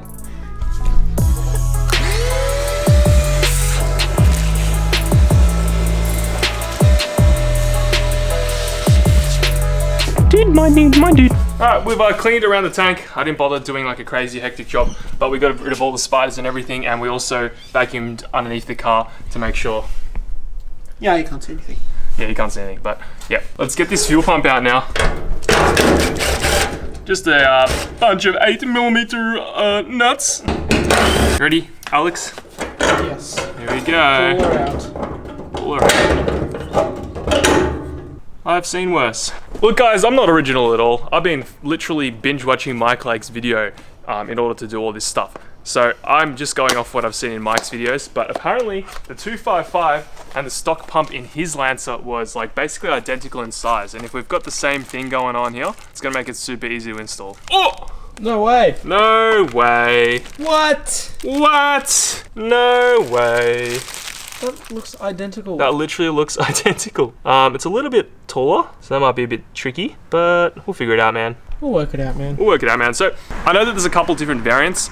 Some of the 255s have the plug and the pickup on the same side. So you want to try to get the one with the plug and the pickup on opposite sides, because as you can see, there's the standard one, and it's going to be like that. So yeah, man, you know, man. We'll work it out, man. We'll work it out, man. I was having a few difficulties getting the new Walbro 255 pump on the original fuel pump housing because it was about 1/2 centimeter taller than the original pump and meant that it would stick lower down in the tank. I originally put a zip tie around it to hold it in place. Then I reinstalled the fuel pump and I messed up really, really bad. It's working. Like, it should be fine. So I've had to take a little bit of a break after working on the car yesterday because I messed up really bad and it set me back, yeah, a long time. So we're gonna try again today, see how we go, but we need to create some custom stuff because I ruined it. As you can see, guys, there are 1, 2, 3, 4, and yep, 5 studs. And that stud is broken. Now, because the Walbro 255 is a little bit longer in length than the standard fuel pump that goes in these things, it was basically bottoming out at the bottom of the tank. So every time I tightened it, it was not letting those bolts properly go all the way down. So I was just tightening it really tight. And obviously we stripped it and it cracked. So not the worst thing in the world, so. I'm literally watching all of Mike's old videos to figure this out. It seems like he was able to get the stock fuel pump rail to all fit together without using a riser, so maybe we can do the same. I don't know.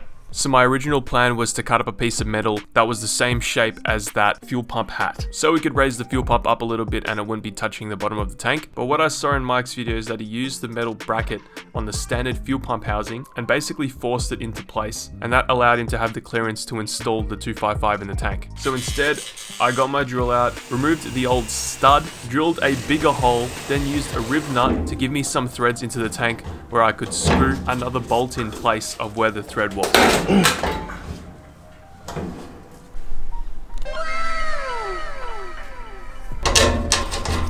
Alright, we did it, guys. We got the fuel pump all installed with a riveted nut over there. As you can see, we've just got an 8mm holding it all together, but everything is on. Everything is ready to go. So we are ready to chuck the fuel pump back in, the fuel tank back in, sorry, and party. But unfortunately, I got no friends to help me today, so this is not going to be fun. Alright guys, we are back, and guess what? We managed to install the tank all by myself, and it was actually not that difficult. Look at that. Everything's done. Anyway, we're going to fill up the car now with some fuel. Not them dogs. Alright guys, we have now like 15 liters of fuel in the tank. We're going to turn the key and hopefully we can hear some priming. Uh-oh. Didn't hear any priming. Maybe I gotta turn the key?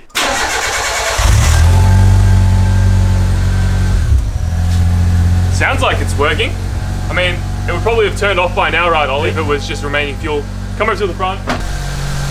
Yeah, fuel pressure looks good too. Hell yeah, that's sick, done. Ow! Lick the turbo! Yeah, do it now, bro, do it now.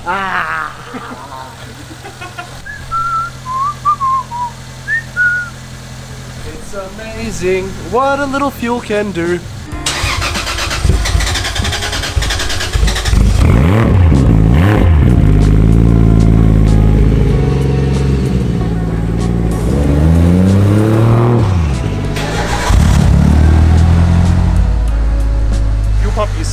louder as well. I can hear it, probably because I got the back seat off, but it's like vibrating the entire car, which means that we probably had it bottomed out on the tank, but should be right.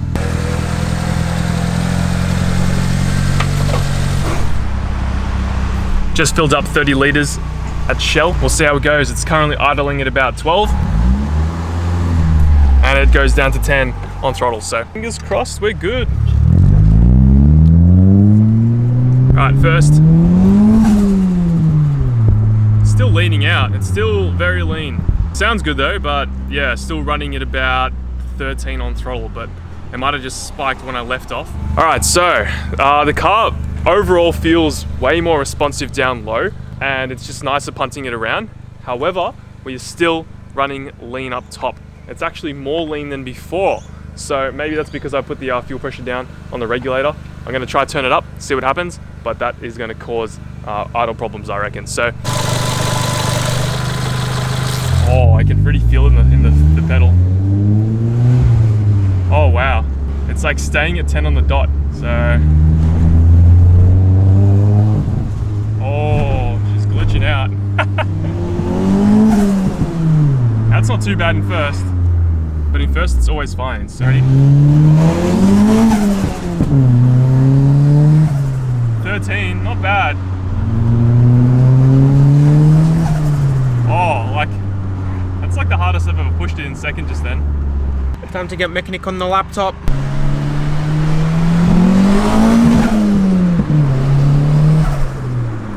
What was that hitting? I don't know, I can't see, I was focusing on filming. I think that was hitting at about 13. 13.5. What boost did we hit there? 5.2. Jeez, this thing moves, man.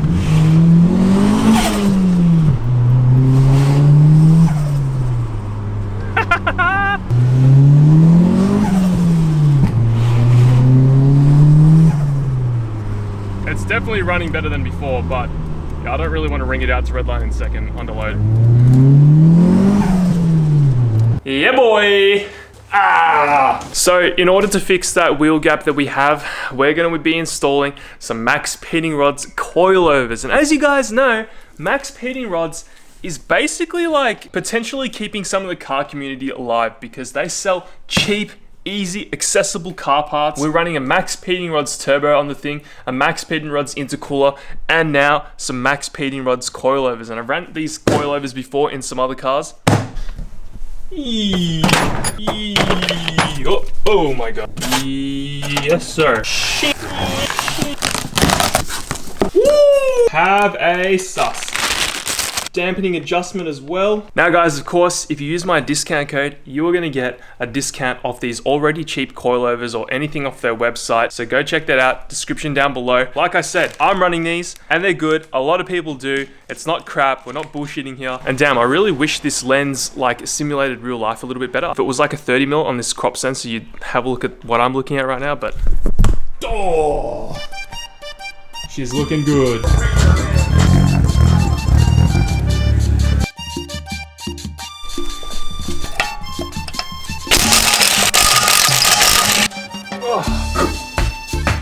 Surely not. Look, I'm sure it's going to be harder than this, but it looks pretty simple, and that's why I said surely not, because surely not, it's that easy. It looks like there's just two nuts and bolts right there holding the shock to the hub, and then on the top we have three of these baddies, and they'll just come off. If we are lucky, it'll come out. No way it's that easy.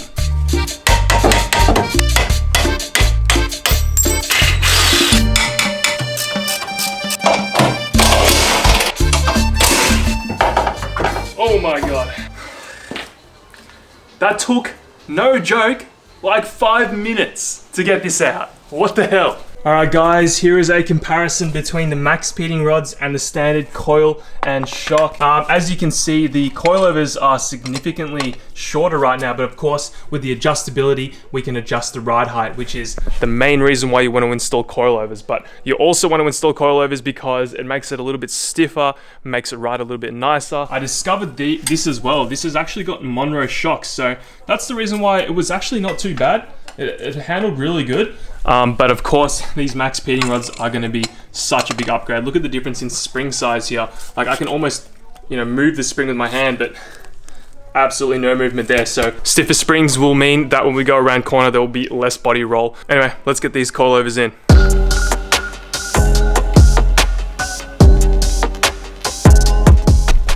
So I've got this right side completely set up now and finished. It's all installed. However, there's one thing that isn't common knowledge that I'm going to share with you because I just discovered it. But basically, the width of the coilover right here where it holds onto your hub is a little bit thicker than the hub itself. So what you got to do is you got to add a washer in between the hub and the coilover, and that will give it the space in order to properly fit together. So that's what we've done. We've got a washer just inside there, as you can see. So there's a washer down there and there's a washer right there. Okay, come here. You gotta tell me what you think, bro. You gotta tell me. Just look at the top hats because it's not fully set yet. Let's have a look here. It's not done yet, but look at the top. Ooh, could put some mad camber into that. Yeah, I could. I probably am gonna do that. Handle better because they're slightly at an angle, so when you move this, you'll adjust caster as well. True. Didn't think about that. All right, enough procrastinating, guys. We are gonna take off the wheels on the back and start doing the back. And Alex, where do you reckon the coilovers are? Sincere hopes is that they're in the boot and not like they are used behind the seats, because in the boot there's more space to work. Yeah, that sucks when they're behind the seats. Let's have a look. Peel off this good old plastic carpet. Hey! Oh, would you look at that? There it is. Nice and easy. TTP. Just 2 bolts on top. I assume it's one at the bottom. And the max speeding rods are in. Up the max speeding rods.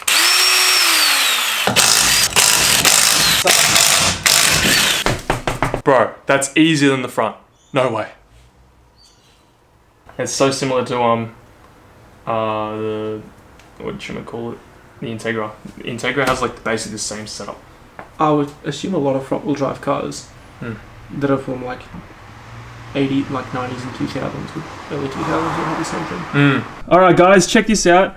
We have a nut and bolt right there, and then at the top there are 2 bolts, or 2 nuts. That's it. Get yourself a Lancer, guys. Lancer is the answer. 17mm nut and bolt at the bottom, and on the top we got a 14. 2 14s.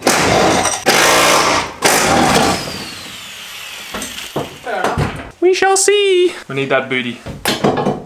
Yeah. Yeah, look at that, guys. We also have Monroe shocks and King springs in the rear too. So, oh, SLs. Yeah, oh, only SLs. That's all you need. SSLs. They need triple SLs. No, that's too far. Alex always takes it too far. If you want to buy a VZ Cali, hit me up.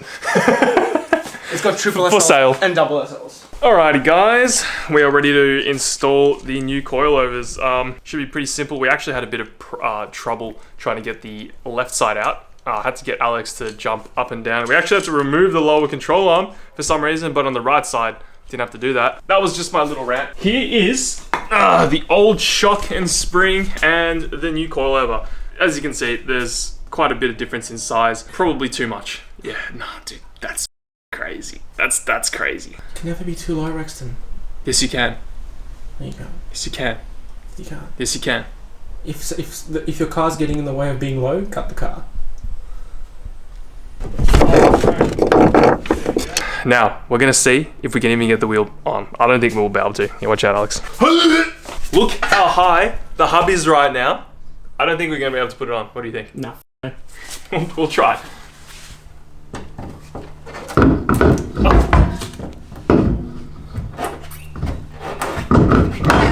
Oh no! Oh!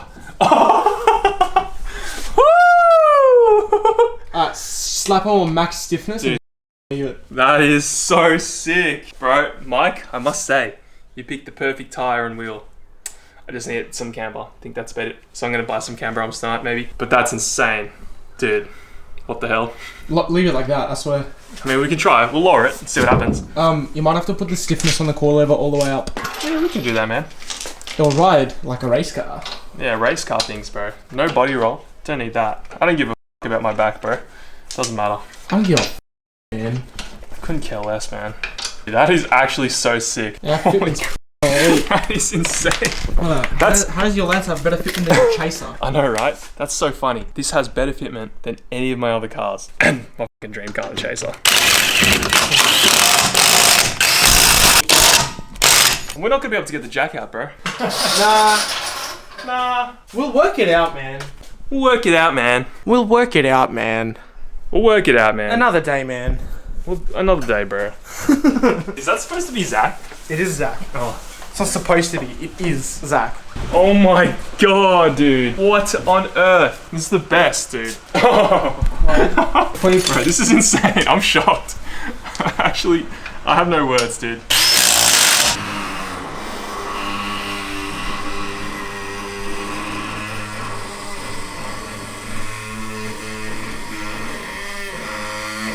Sounds like always shitting himself. Oh, the jack. No, you can get that out, surely. Nah. We made sure to put some ramps underneath this time. Okay, ready? Round 2. Oh my god. Oh, that's just like sitting on the wheel. Keep it really still. Come to my house. We're gonna be able to enter status 2023 with this fitment, I reckon. Bro. Oh, that's sitting on the tire, man. Alright, the Riz. Oh wow. Take her out, brother. Alright, we'll take it out. Just for you guys. This is just for you because I would normally not do this. Oh no, he's gonna leave it like this. You want some bags?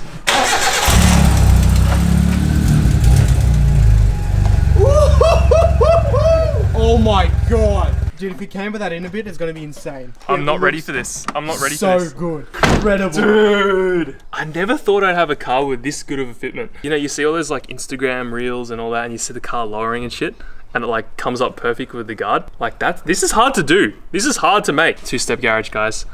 Run these wheels with some 195s. They're so good. But yeah, we got to adjust these max pitting coils because, bro, that's way too low. But come on this side. No, it's not. It is too low, man.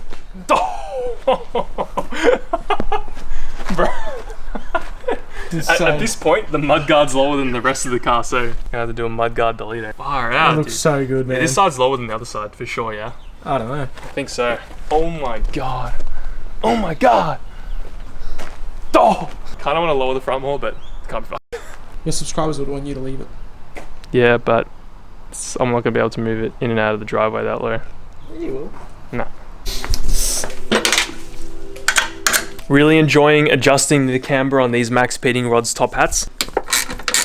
Alright, we are running out of daylight, but guys, we have done it. Only with one small incident. Alex, what happened, bro? I don't know, man. Oh, don't squeeze it out, man.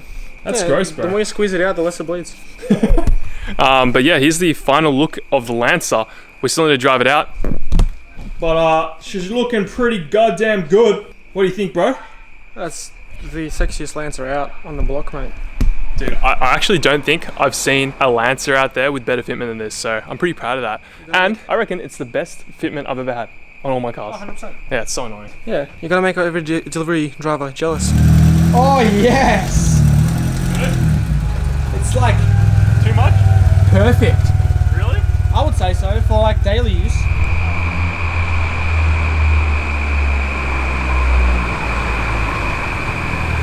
Oh yeah, dude. Yeah, Tough. Definitely feels more planted just going in a straight line anyway. I'm keen to feel this bump right here in my straight. You ready? Oh, it's so much better. It's way more planted. Oh yeah. Oh, it's so comfy too.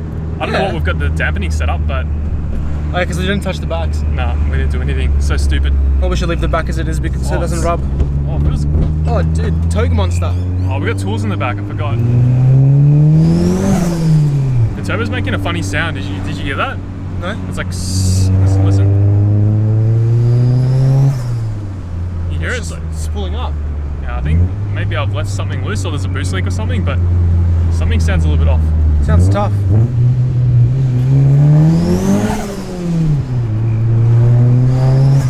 Gotta take it to the hills for the real test. Oh yeah. It's all over the road. Talks to you crazy, boy. This is the best car I've ever built. Yeah. It's tough competition.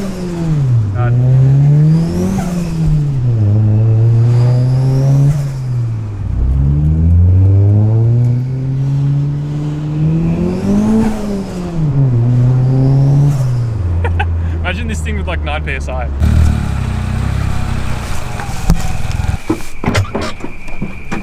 G'day and success!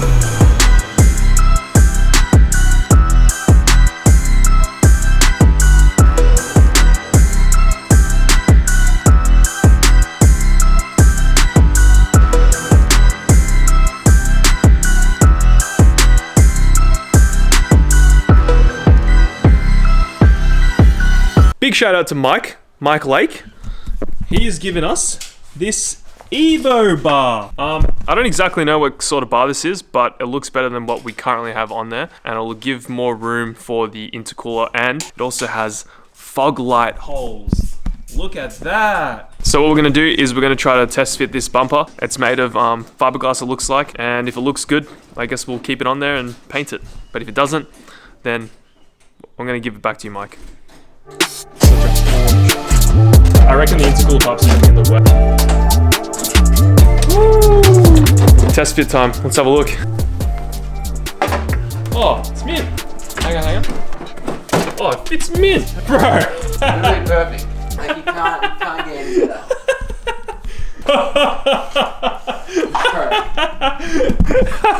That actually looks good. What the hell? Why is the intercooler good? Yeah, wow. That actually looks good. What the hell?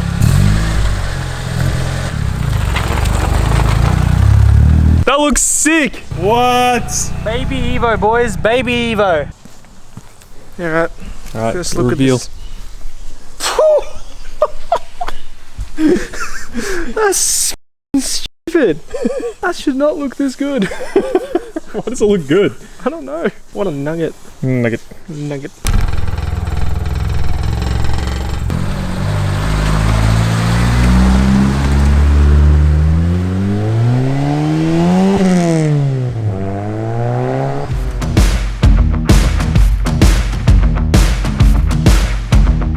Imagine pulling out $45,000 to go buy a Mitsubishi Evo to only get gapped by this. A Mitsubishi Lancer CE. That's right, guys. This is no joke.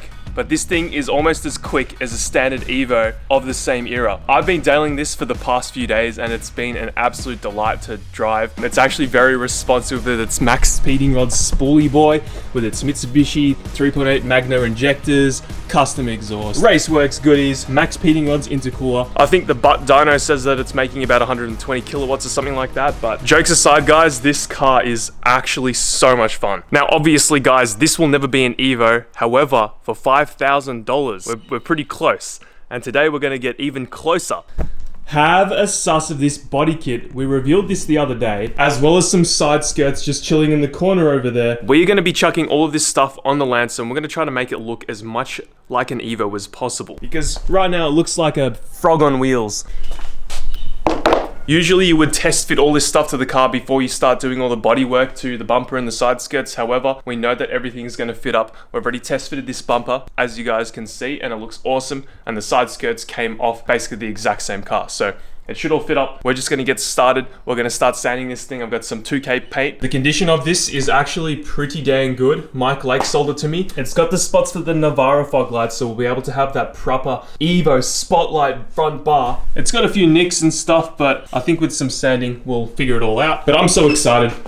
Let's get right into this. Yo, what is up, my dudes? Narrator Rex coming in hot. So the first thing we're gonna do is we're gonna start sanding the bumper down, because as you can see, it is not that perfect. The finish on it is a little bit rough. So we've got some 400 grit sandpaper and a sanding block, and we're just gonna sand everything down. Now guys, don't forget, it's really important to have safety gear. So I'm putting on my knee pads so my knees don't hurt after this long ass day. Oh!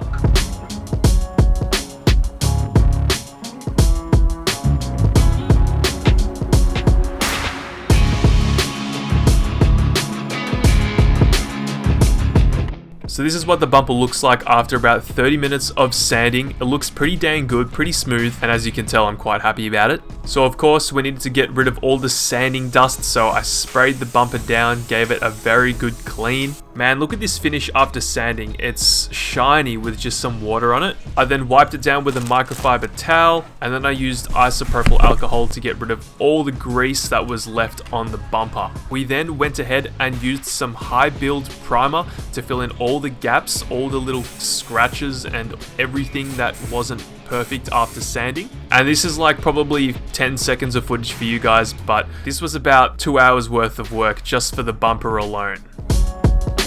Alrighty boys, the high filler primer is on the bumper. It's looking so sick right now. Have a look.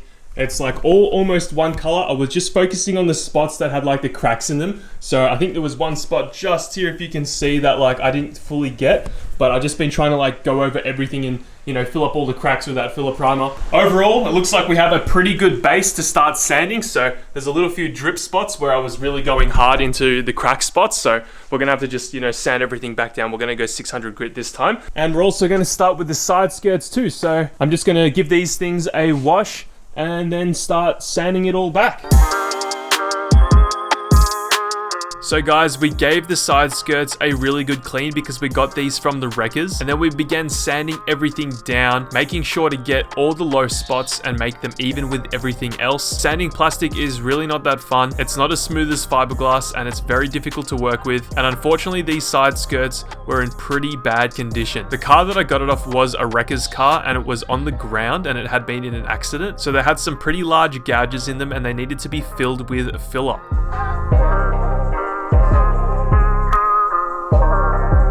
Alrighty boys, I need to fill some stuff in on the side skirts because there's big holes in them. I think I got them on camera before. If I didn't, then I'm gonna record it now. Alright, not sure if this is a good brand or not, but this is called Omega Flexi Fill. So it's a 2-part filler that'll fill in plastic apparently. So it's got the hardener, it's got this. Apparently it's 50-to-1 hardener and filler. So we're just gonna mix it up on some cardboard and apply it with a scraper right here. Guys, also, I've never done this before. I don't know what I'm doing. I'm just YOLOing it.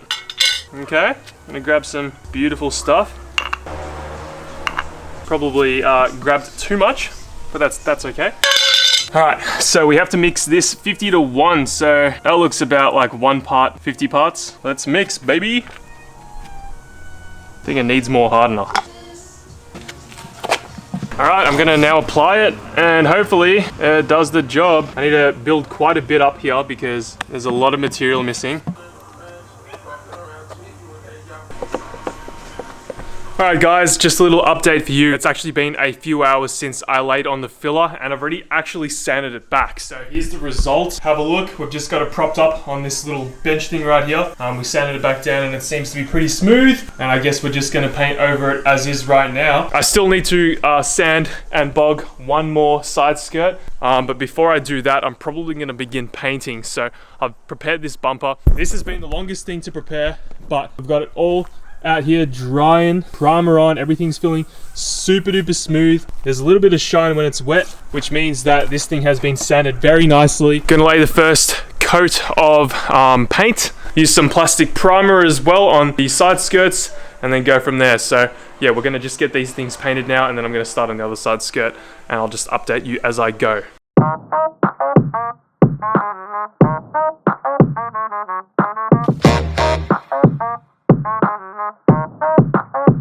Two coats of black, looking pretty good. And now I'm gonna also start painting the bumper as well. Hopefully we have enough cans for everything. If not, then GG.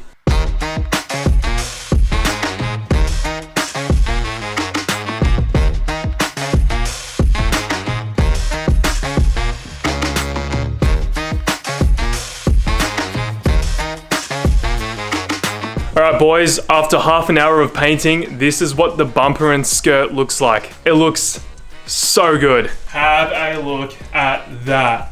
Very uniform paint job. Super easy to apply this paint. There's some imperfections on where I was sanding on this skirt, but that's okay. And as you can see, we still haven't put a clear on there, so that's why it's a little bit like a matte finish. So what we're gonna do is we're gonna put some clear on now, and I'm gonna show you the after results. It's a 2-pack clear, so there's a hardener in it as well, but yeah, we made sure to get absolutely everywhere, guys. I can't wait to throw the clear on here. It's gonna look so good. Damn. Evo bar, baby. Let's get to work.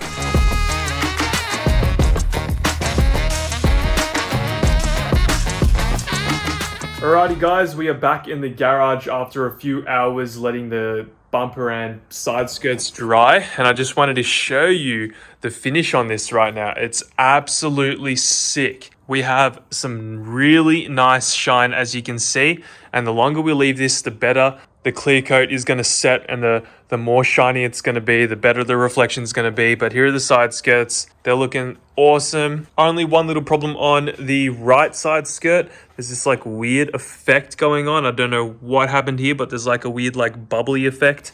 But that's all right. We can always repaint these another day. Now guys, if you want to help support the channel, I highly recommend you go over to benkyspec.com. We have some new stickers available. Tuner Racing, if you know, you know. And of course, the Benky Spec sticker, as well as like hoodies, t-shirts, and all that stuff. They're online. And jet tags, all that good stuff. If you want to help support the channel and the builds, head over there. I'll see you guys in the morning, and hopefully these are good to go onto the car. All right guys, it's the next day. Look at this. Look at this. This is what I have to deal with on the daily with people coming around. Invalid around. Oh! Better than Imran's car. Alright guys, today we're going to put the rest of the body kit on. It's just baking in the sun. Cold start on this thing is immaculate. So guys, here's a good look at the bumper in the sunlight. We've been letting this thing bake all morning in the sun, and it's dry to the touch. It's probably a little bit still too soft to like properly handle, but it's okay. It's a Lamborghini. Doesn't really matter if I like cook it too much, but we're gonna chuck it on and hopefully everything's good. I'm keen. All right guys, the bumper's super easy to take off. Just 2 clips right here, and then 2 screwdriver, what do you call them, screws? Two screws on each side.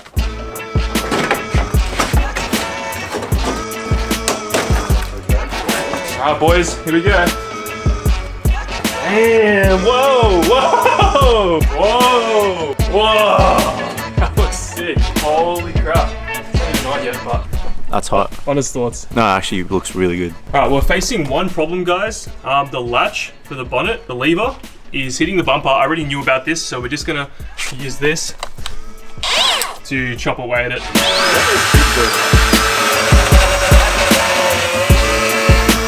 All right, guys, here's the reveal with the bonnet down. 3, 2, 1. Oh, look at that! Oh, the paint doesn't match at all. Man, that's like a Lamborghini. Oh man, we do need to like cut and polish the bumper a little bit, but.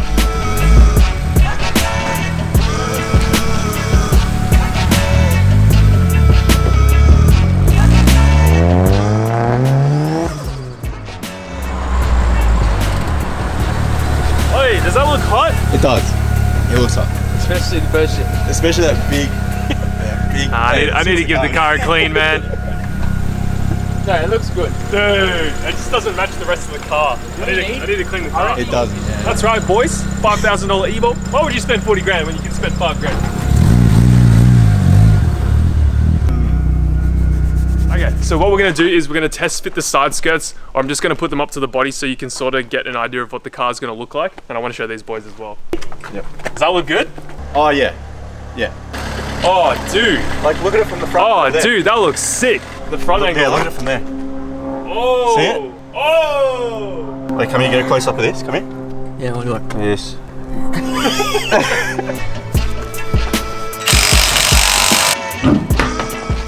All right, guys.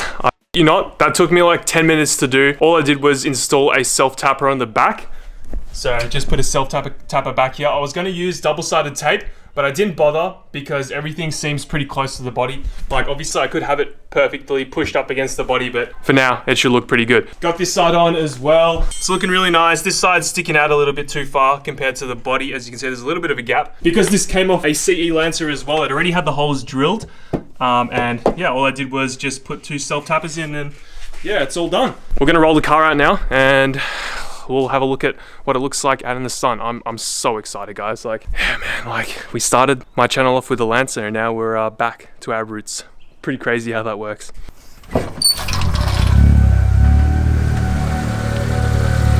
Look. Actually looks pretty tough. Does it? Yeah, actually. Oh my god, man. I hate how this is becoming one of my favorite cars because usually you see red P-platers like buy these and modify these. I never had one of these. So I never really understood it, but having a turbo one now, I get it guys. Well, you know what? It looks better than when it was white. I'll tell you that much for free. Nah, alright, that is clean. Yeah, it's actually not bad, huh? It's the paint came out a little bit better than the rest of the body, but that's alright. Just gonna have to paint the rest of the body then. Yeah, I know.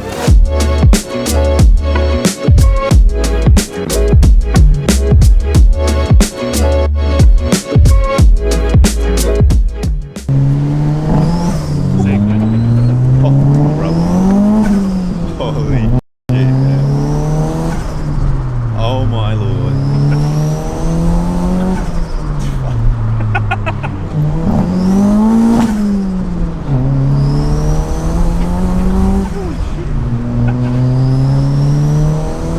Holy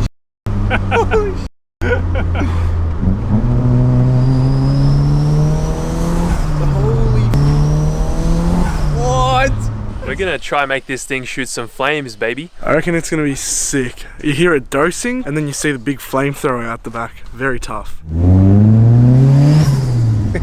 Like, I've been saying it a lot in the videos, this is becoming my favorite car. It's so fun. Initially when you just turboed it, I was like, it's kind of slow and boring, but it's so good now. It's actually fast now that we can rev it out too. Bro, that is the best dose ever out of all my cars. Bro, Ollie picked like the perfect size for that dose pipe, didn't he? It looks awesome. That's mint. Dude, it looks so good. Oh man. We're just at J-Car, we're grabbing some switches and stuff. Ollie has like sent me a list of parts to get for this mod, so I'll show you when I get them. Love this car, man. So we just picked up some twin core wire and a momentary on and off switch. Thanks, Ollie Mechanic. So this is the first time properly driving this thing with the bumper. I'm pretty worried that I'm gonna rub it everywhere. It is very low. I think you'll be like pretty surprised with how much this like carries out second gear. It's very fast. You can hear there's like a weird noise coming from the fuel pump too. I don't know what's going on back there, but it is what it is. It is what it is. It is what it is. See what I mean? Oh yeah, it pulls. Yeah, it pulls really hard. Second gear's like, top of second is like over 100. I actually love this car now. I know. I actually love it. It's too good.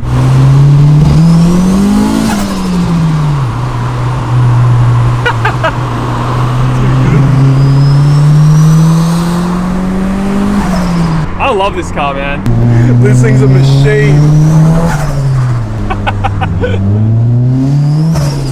Oh my god, is that a VL Turbo? Hectic. Rexton's dose sounds better. I reckon it does, man. I reckon it actually does.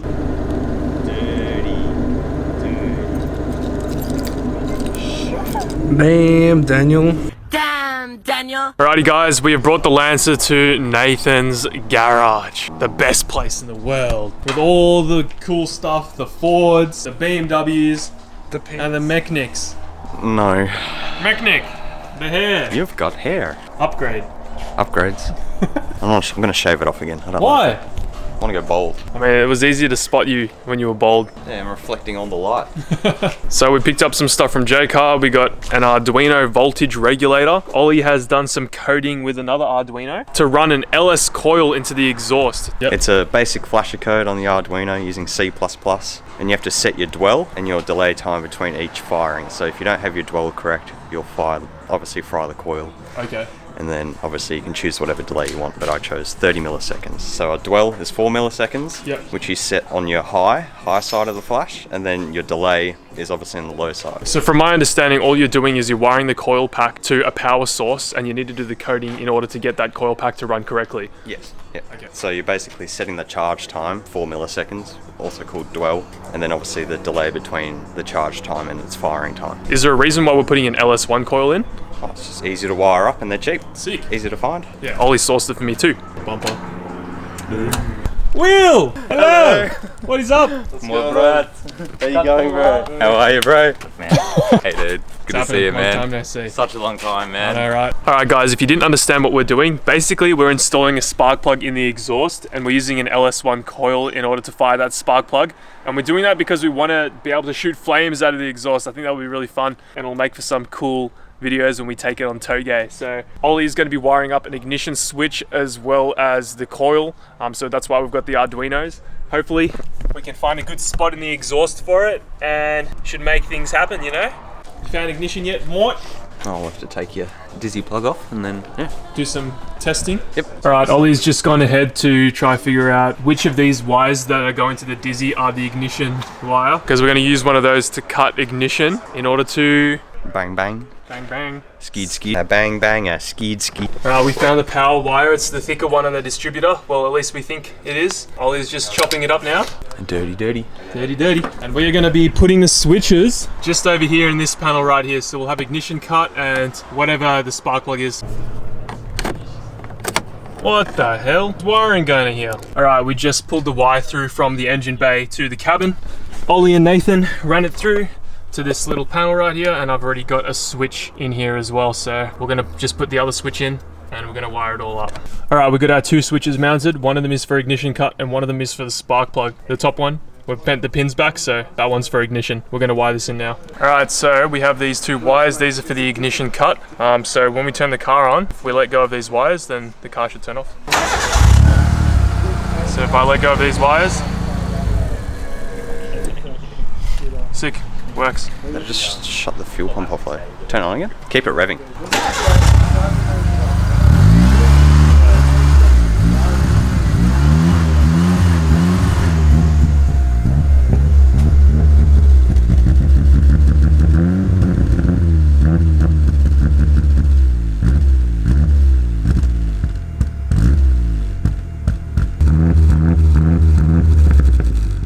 There you go. I guess the switch is gonna work. Alright, we're just tinning the wire now for the switch. This is like some real jank bogan spec bumpkin stuff, but should make for an entertaining video for you guys. Oh man, that's hot. Oh god. Stinky. Phew.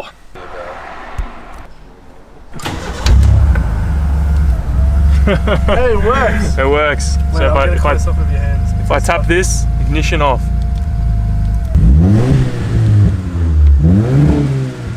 Oh, that's the rich spot in the tune.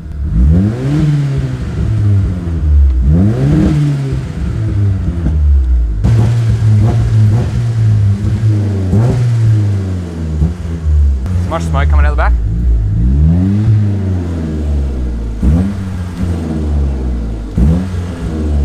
We have just wired up the secondary switch, which will go to a spark plug at the end of the exhaust. As you can see, it's all wired in. It's got the power source and it goes all the way through this side of the panel right here and all the way to the boot, then out to the bottom of the boot right here. So we're gonna have this go all the way to the spark plug, which will be located around there. Ollie has just been wiring an Arduino to power the LS1 coil. So I don't really understand what he's doing, but he's doing some mechanic magic. Look at this, all this janky ass wiring. Janky or clean? Not clean. Definitely not clean.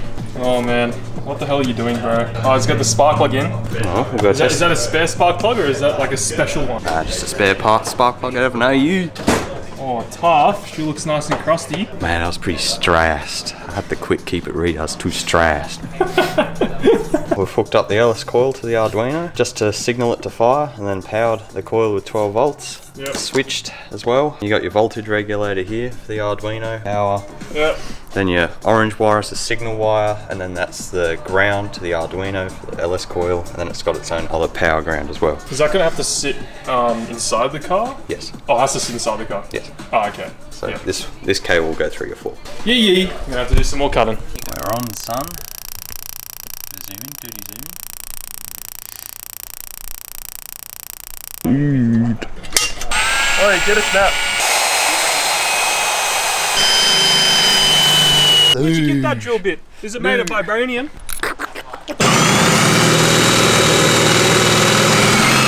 You ready to see some flames? This is all made by Peter. What? Peter is the top G flame creator. Subscribe to Peter, man. Oh, subscribe to Peter. Subscribe to 1,000 subs in one day. Come on, man. Better than Rexton. And Nathan. And Lachlan. Look in there. He's angry. We have got the spark plug all mounted onto the exhaust now. Have sus. Arduino ready? Oh, yeah. Wow. Wow. Dude. What do you think, Will? Dude, that's some complex to make some flames come out the back. Look, man, it's a bit of effort. Oh my days, man.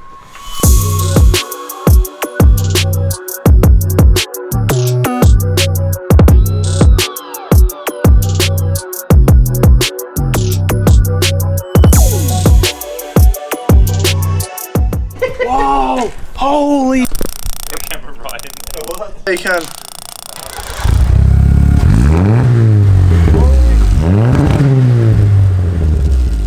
Looks like one of my wiring jobs have cooked it, so just check everything.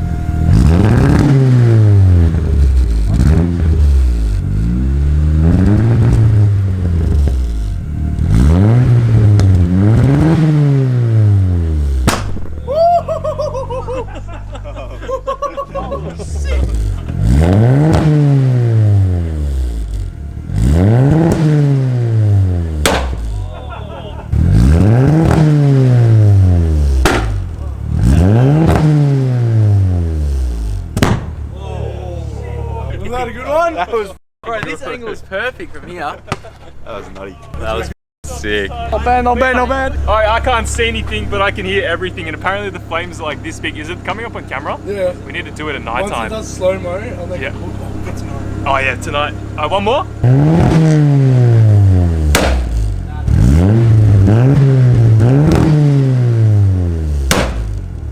My ears are very hurting. My ears are very paining. Ruined my eardrums. Naughty boy, Oriv. That's all the spark plug, right? Good job, Ollie.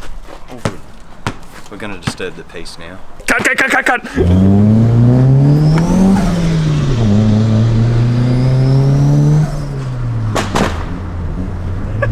Was that you and Ollie together? Yeah.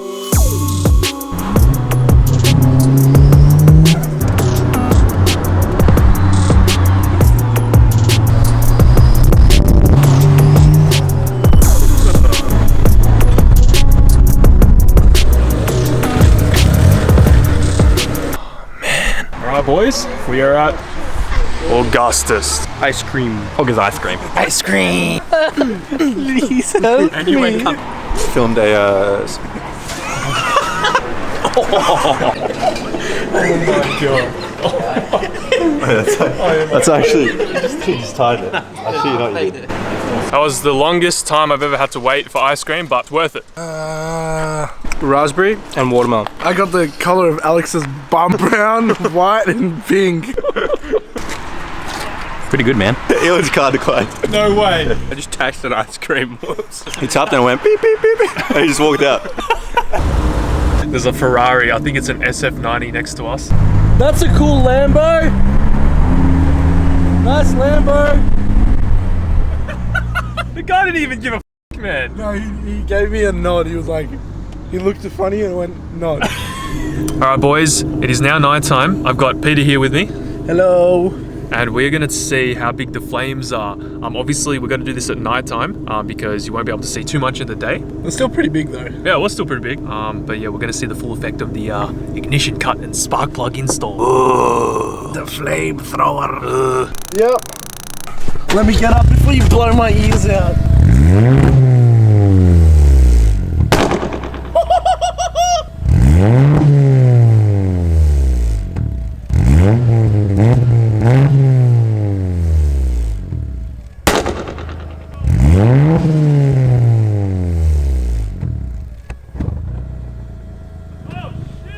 Bro, that was bad. Do it again.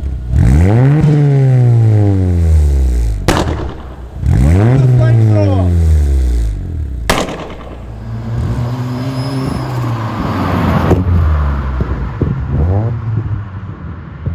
This was a huge one.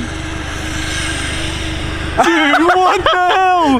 No way. Look at the size of it. Oh my, dude, what the hell? The lance is on fire. Dude, look at that. Hang on, let me. This is on fire. That's too good. Bro, what the hell? Who needs a light bar when you have a Lancer?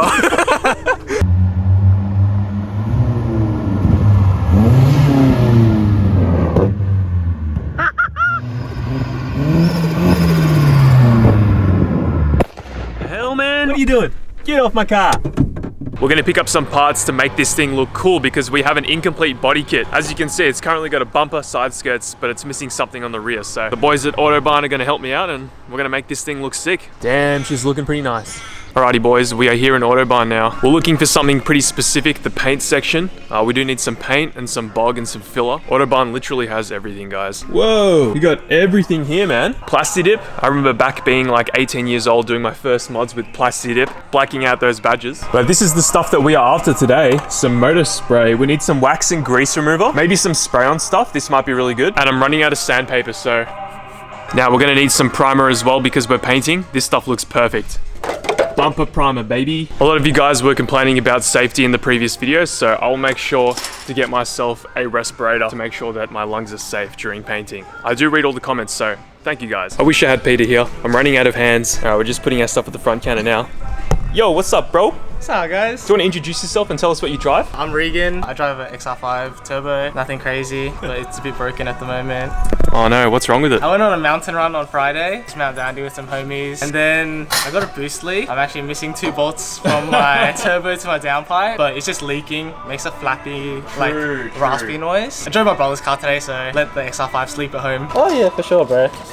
How's the chaser? Alright, we've just dropped some stuff off at the front because we need to pick up some more stuff. Yeah, we got a bunch to do today, guys. Alright, shout out to Doug and Regan. Got myself some bags from Autobahn. Let's go have some fun. Gotta make this thing pretty again. I gotta give this thing a good wash. Man, I don't know what car to put up here when we have a meet next time. The Lancer, the Chaser, the E-Series barrel. We'll figure it out, but let's get to working on this thing. Filling up with some 98 now because this thing drinks petrol like crazy. Luckily, a full tank on this thing is like 30 liters. If it wasn't, I'd be so sad. I can't let go of the wheel on throttle. This car just torque steers like crazy.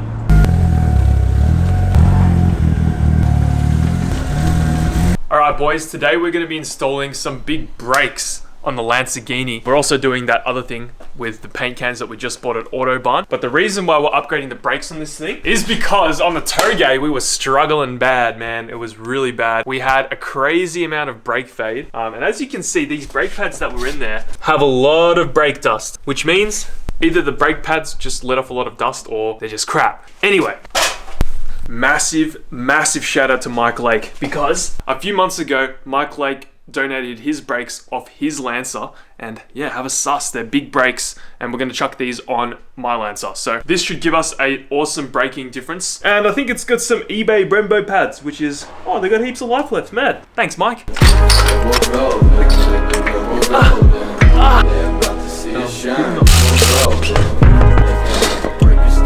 Always lube your nuts. You want to try that again? How do you lube your nuts? Like this. Ooh, axle boot not looking amazing. Almost out. Out with the old. All right, let's compare the two. Now, firstly, have a look at this. You can see that the brake pad was completely worn out and we're basically metal on metal. You can see there's like no pad left in there. Can you see the pad? You can kind of see the pad right there. Now, if you look at the overall diameter of our new pads and rotors, the actual brake caliper is significantly bigger than the one on the 4G15 Lancer. And as you can see, the rotor as well, the diameter of it is much larger. So I'm gonna chuck these on and hopefully we get some extra braking performance. Alrighty boys, we have finally installed the new brakes and calipers and discs and all that good stuff from Mike Lake. Have a sus, it's looking pretty good. It all looks OEM, nothing looks really different, but all you know from the previous clips is that it's bigger in diameter and the brake calipers are a lot bigger. So this should give us way more clamping force. We're just going to bleed the brakes now and then the car's back on the ground. I love the slots as well. This thing's going to brake like a beast. Hello, sir. Hello, what's going on, everybody? I miss everyone. That Bilo life. All right, Lance is almost ready. Woo!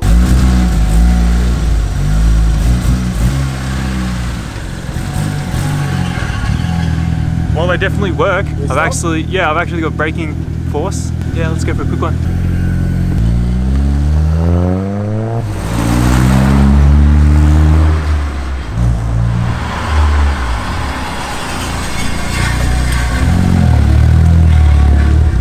They stop, but they need another bleed, and then the heat shields are rubbing against the rotors, so yeah, I need to bend them away. I could hear you like scraping all the way down the whole street. Yeah, everyone was looking at me as I was driving past them. They were just like, what the f is that?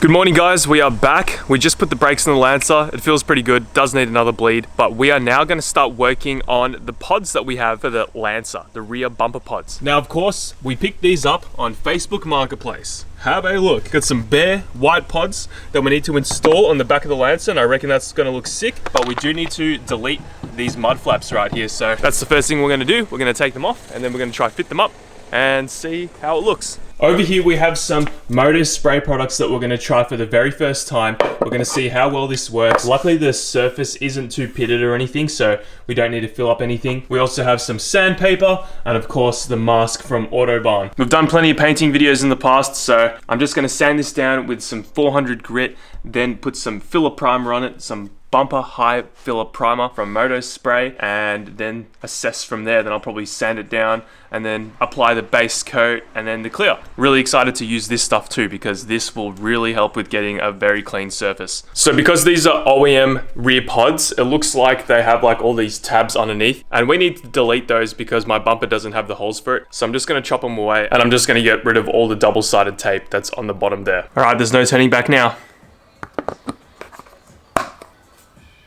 Rip. Just sanded these with some 400 grit sandpaper, and as you can see, they are turning out quite good. Nice and smooth to the touch, and I'm just gonna let them dry in the sun for a second before I clean them. All right, boys, we got the primer on now. Look at how flat that is, man. It looks so sick, and look who just turned up. What is this nugget, man? I actually don't own it anymore. It gets picked up tonight. Oh no. It's time for a new car. I swear Zach has a new car every time he turns up here. What's up, Zachy boy? What's going on? Yeah, this thing, it got sold, so that's alright. Can you pop it for us? There's nothing to them. How big are they? 900cc. Oh my god, it's like tilted, bro. It's like, what it's the? so like I changed the carb on it, took like 10 minutes. What It's the? so easy. That's special. Alright boys, we have now sanded down the bumper spats again, this time with 600 grit on top of the primer. Have a look, it's looking pretty dang smooth. Just letting these dry again, and we're gonna put some base coat on now. We also have a new visitor, Fender! To prime.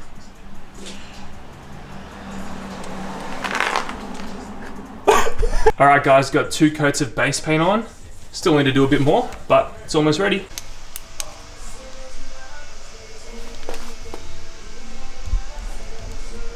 Alrighty boys, check this out. It is now the next day, and these things are dry to the touch. Nice and shiny.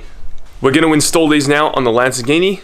We've got the Lamborghini jacked up in the air because I have a suspicion we're going to need to take the rear wheels off in order to drill some new holes, as the OEM holes for the mud flaps don't actually line up with the bumper pods. I've added some double-sided tape to the rear pod.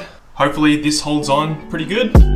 More spirits in me than a bottle shop. Fans coming up to me, I'm blowing like a Molotov. Where they at? Swerving through the hills, we got bourbon and some. And guys, just like that, we are done with the Lancer.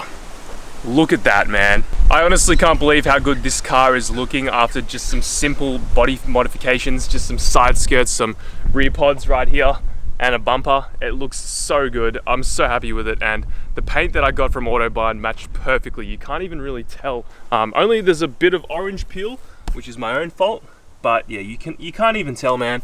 This side shows it better.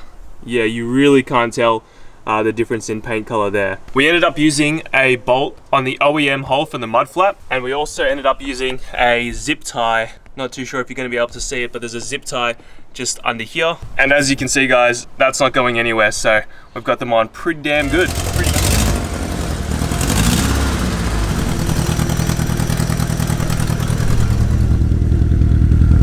So as you guys just heard, the Turbo Lancer is not running well. It's got a few issues, and it's the reason why it's been sitting on my street for the past few weeks untouched. The first issue I'm going to demonstrate to you guys is the massive misfire that it's having. Now yeah, it kind of sounds cool, but we can't really drive the car like this.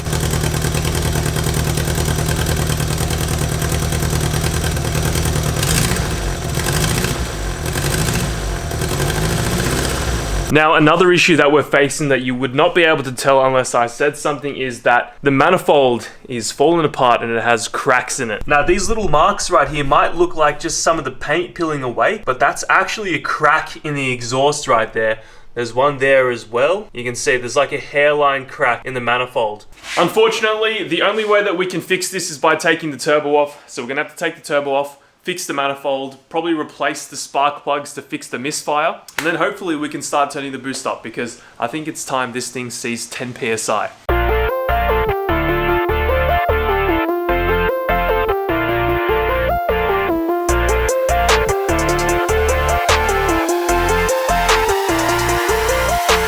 Quickly before we remove the turbo, just wanted to say Merry Christmas to you guys. I think by the time this is uploaded, it's going to be either the day before or during Christmas. So yeah, hope you have a great Christmas. And if you don't celebrate it, hope you have a good holiday if you're doing anything at the end of the year. At this point, I've taken the turbo on and off of this motor many times now, and because it's right at the front, it is very easy to do. I started by removing the oil feed line as it's right at the top, and then disconnected the dose pipe and filter. Next, I removed the boost solenoid vacuum lines and then began removing the bolts holding the downpipe onto the rear housing of the turbo. This was the most time-consuming part, however with this knee pad, it made the job so much easier as I could get down nice and close without damaging my knees, and you can buy these, of course, at your best auto parts store, Autobarn. After removing the rear housing, I removed the water lines and oil drain. And then I removed the intercooler pipe at the outlet of the turbo. The last thing I needed to do was remove the manifold off the engine, so I removed the 13mm bolts holding the manifold on, and then with a bit of finesse, I removed the turbo.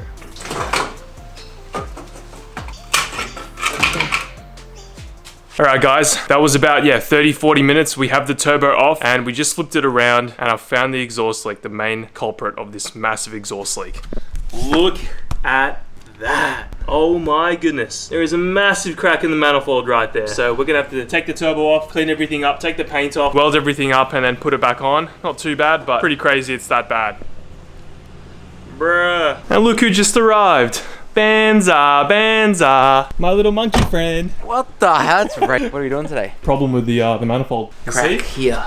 Yeah, look at that. How does that even happen? I don't know, bad welds. That's Rex H's work for you. Nah, that's Luca's welds, man. Luca, dodgy. Nah, it wasn't his fault. It's the materials that we used, so he did a perfect job welding it, but just the materials were like, you know, mild steel, stainless steel and shit, so GG, but... Just put super glue. Yeah, you reckon? Yeah. Super glue? Or sticky tape. I mean, you're the builder here, bro. Put sticky tape here, some silicone underneath. Are these dirty? They are. Alright guys, we have the manifold off the turbo. Have a look now. This is bad, man. You can even see the light if I get in the right angle. Oh yeah, you can see the light shining through. That is a big crack. So we are gonna take the paint off and then re-weld everything up. Ain't that right, Drake? Benzo, not Drake. Drake. No. Drake! Oh wait, they act like Lachlan. That's not ideal, man. It's not ideal.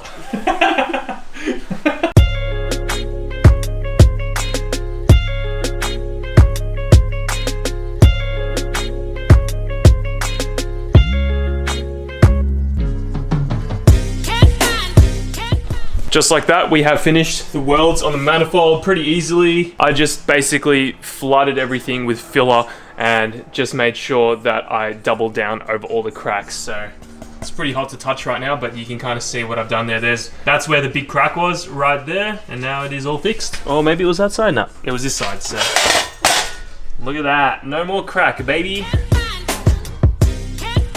Mounting the turbo back was super simple, just the same process of removing it, however in reverse.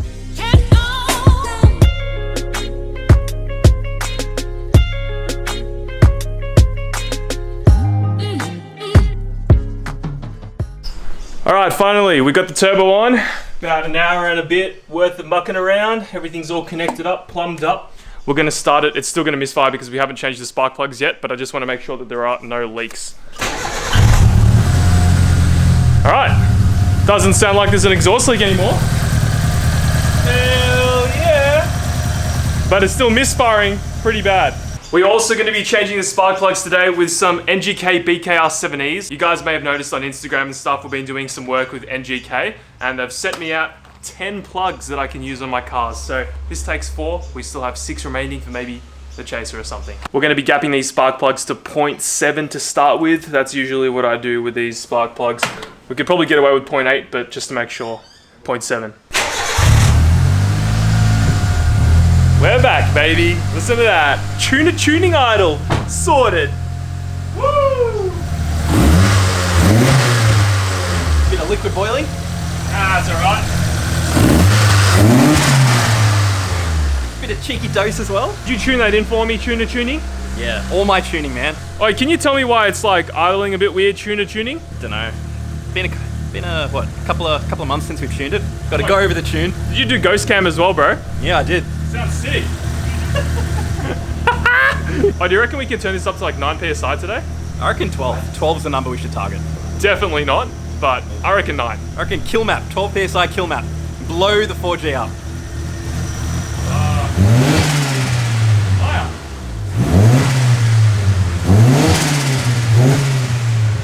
Oh, car. Alrighty boys, we're going to be turning up the boost in this thing because it currently is about 8 PSI and it's got a lot more room. Apparently you can run these things reliably at like 10 and I do want to feel this thing at 10 PSI, so hopefully, yeah, it's a lot quicker and we don't blow it up. Alright guys, Turbo 4G15 Lancer with a laptop inside. That calls for some dangerous activities, right?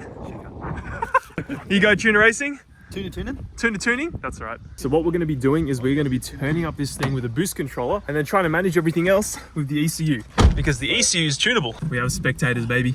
I promise you I have better things to do than just sit here. But... No, you don't. Don't lie to us, bro. I'm just going to sit here though. It's good to have you back, tuner racing. We're doing 10 PSI today, baby. 10 PSI? I think 12. 12.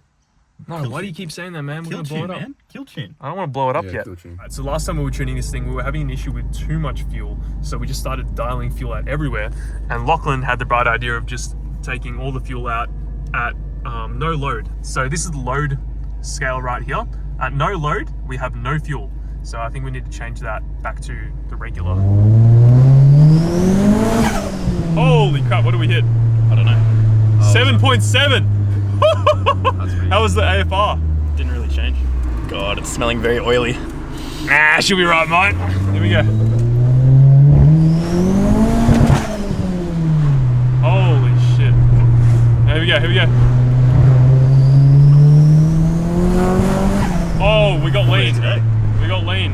What did it hit? 13. It hit 8. That was 8 PSI. We need to add more fuel up top. Okay, now we're going to turn the boost up.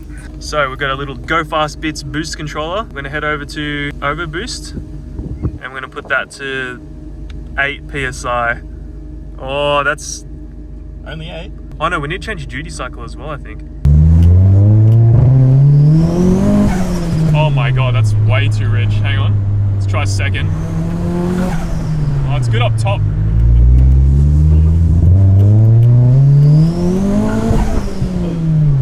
What do we hit there? 7.1. Oh, it's rich. 10? That's in first gear though. Here we go. Oh shit, yeah, you're lean, very lean. Yeah. We have fixed the hesitation though. Like, you know how it goes, There's none of that, it was smooth. It was very smooth.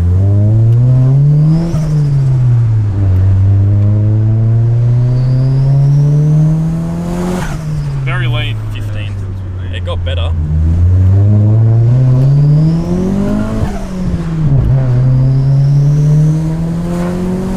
Oh yeah, it's mint. Is it? Yeah. Is it? What's it hitting? That's 10. What was it? 12 was the highest. 12 was the highest? Yeah. Where did it hit 12? Like 5.5. If you can add a touch more bit fuel so it doesn't go to 12 at 5.5, then that's a solid tune. I'm acting like I know what I'm talking about. Alright, Tuner Tuning has just done his tune. Imran and I are gonna now watch the flyby.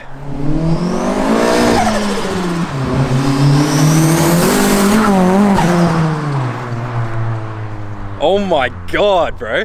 That sounds wicked. It feels really quick compared to NA. Big pull. Quick oil check before the tow because this thing consumes a lot of oil. I've got a spare bottle of oil in the back of the car. Alrighty, has oil. Not bad. Should be right, mate. It's mint. Nathan's bringing his stock standard SR20 S15 Sylvia. You gotta warm these things up because they're very unreliable.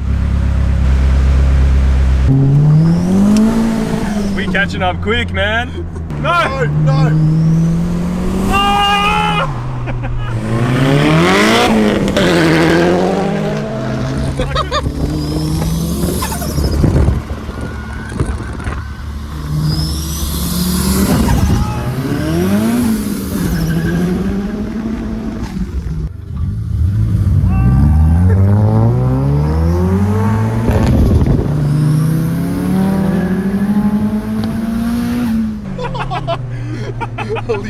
Alright guys, we have arrived at the destination now. A little new toge for you. We're going to be ripping the Lancer, and guys, I don't drive this thing softly. I absolutely rip it. And I'm surprised that it's still lasting, I'm not going to lie.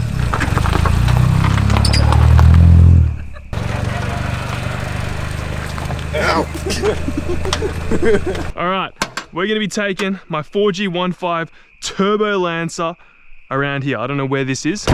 Let's go!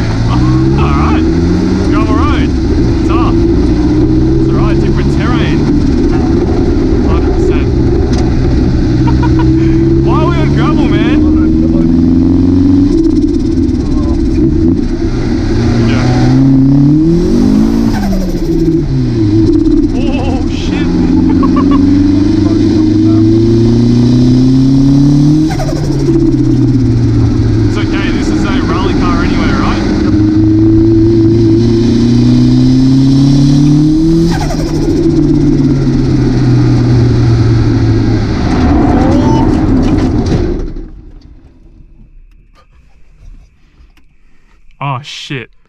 Oh no. Uh-oh. Uh-oh. I think you're all good. You reckon? Check the salt.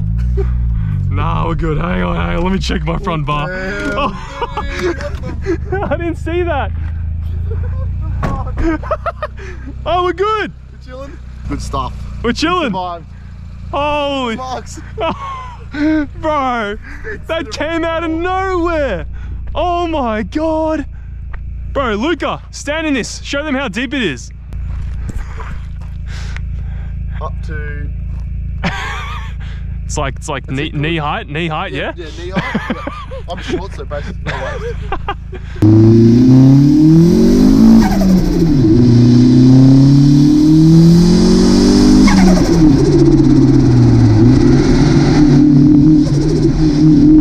Oh, come on! More gravel. Okay, just turn around, I guess. Oh, you went here? Turn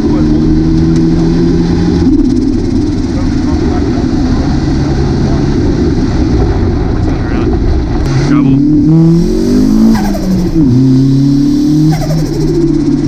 Now this actually happened a few weeks ago. I came outside to go deliver some orders and I decided that I'd take this car, and I went up to it and saw a little like note left on the windscreen. I picked up the note, started reading it, and it said accidents on there. Anyway, I started walking around to the side of the car and yeah, I saw this. That is not ideal. The rear quarter on this car has been absolutely destroyed, along with the fuel cap, along with my fitment, along with the bumper. Unfortunately, a rubbish truck has hit the car while I've been asleep upstairs. So I had two options in this whole ordeal. I could get the car fixed professionally, or just take a payout and fix it myself. You know, we do everything around here DIY, so that's exactly what we're gonna do. We're gonna fix this ourselves, baby. Now the damage is pretty bad, but I've decided that I'm gonna try fix the car myself. We've had a little bit of experience doing body work on the Skylines, and I've painted a lot of stuff in the past, so we're gonna give it our best shot and see how it turns out. Now guys, it wouldn't be a Lamborghini video without some new mods. I've had these packages sitting in my room for the past couple of weeks, but I haven't been able to install them because of the accident. Before we get to fixing the quarter panel, I'm going to install these CTR products that have been sitting in my room for the past couple of weeks because the Lancer is still drivable, so I may as well quickly upgrade it and then fix the quarter panel next. So we're going to install the products that I got from CTR and then pay our attention to the quarter panel damage. CTR have been around since 1952 developing OE parts with better materials than factory. They develop parts for most cars at affordable prices and you can buy their products on Amazon using the link down below. Massive thank you to CTR. Now let's install these parts on the Lancer. Almost every single ball joint and bushing on the Lancer is shot. So we're going to start off with the tie rod ends, and as you can see the boot on this one is not too bad, but it's old so we're going to replace it anyway. To remove the outer tie rod, I used a 17mm socket. I then hammered out the outer tie rod, removed the nut holding it to the inner tie rod, and then removed the outer tie rod. These outer tie rods definitely need to be changed. You can see by the ball joint over here, the rubber that sort of encases the ball joint, you can see it's all torn. It definitely needs to be refreshed because if this is the tear, then this could cause your steering to go out and that could be very, very dangerous. Now I forgot to record this, but I also replaced the inner tie rods with the CTR ones. Anyway, I screwed the outer tie rod on the inner tie rod and zapped it on to the hub. Next were the sway bar end links, which were much easier to do. All it required was a 14mm socket and a 14mm spanner. I removed both sides at the same time so I could wiggle around the sway bar to get more room, and just look at the difference between the two.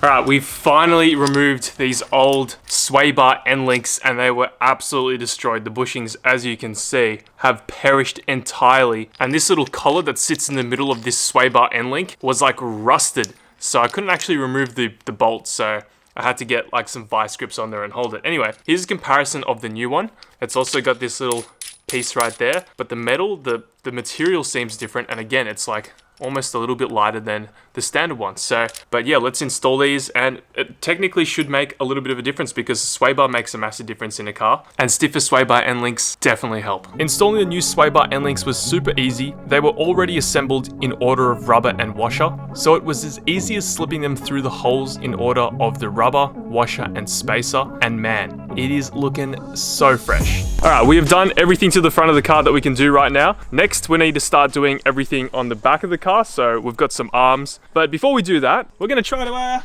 fix this. Drake! Let's go. Dude, I've still got people coming up to me like, oh yeah, Drake in your videos, bro. You gone. I reckon we can get a majority of this out with Daniel's big, strong legs. Dance for us, bro. I don't know what's in there though, bro. We're gonna have to move this out the way. Hang on. What the hell's that? No, don't throw that. Alright, you have to get in there, Daniel.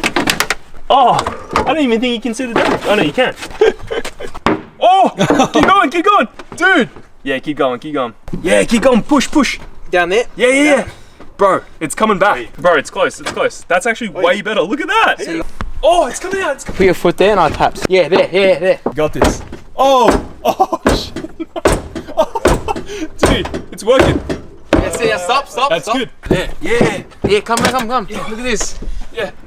Oh, bro, it's coming back. Right there, do there. Yeah? Yeah. It's that ridge that's in the way. Yeah. We're not going to be able to get it out.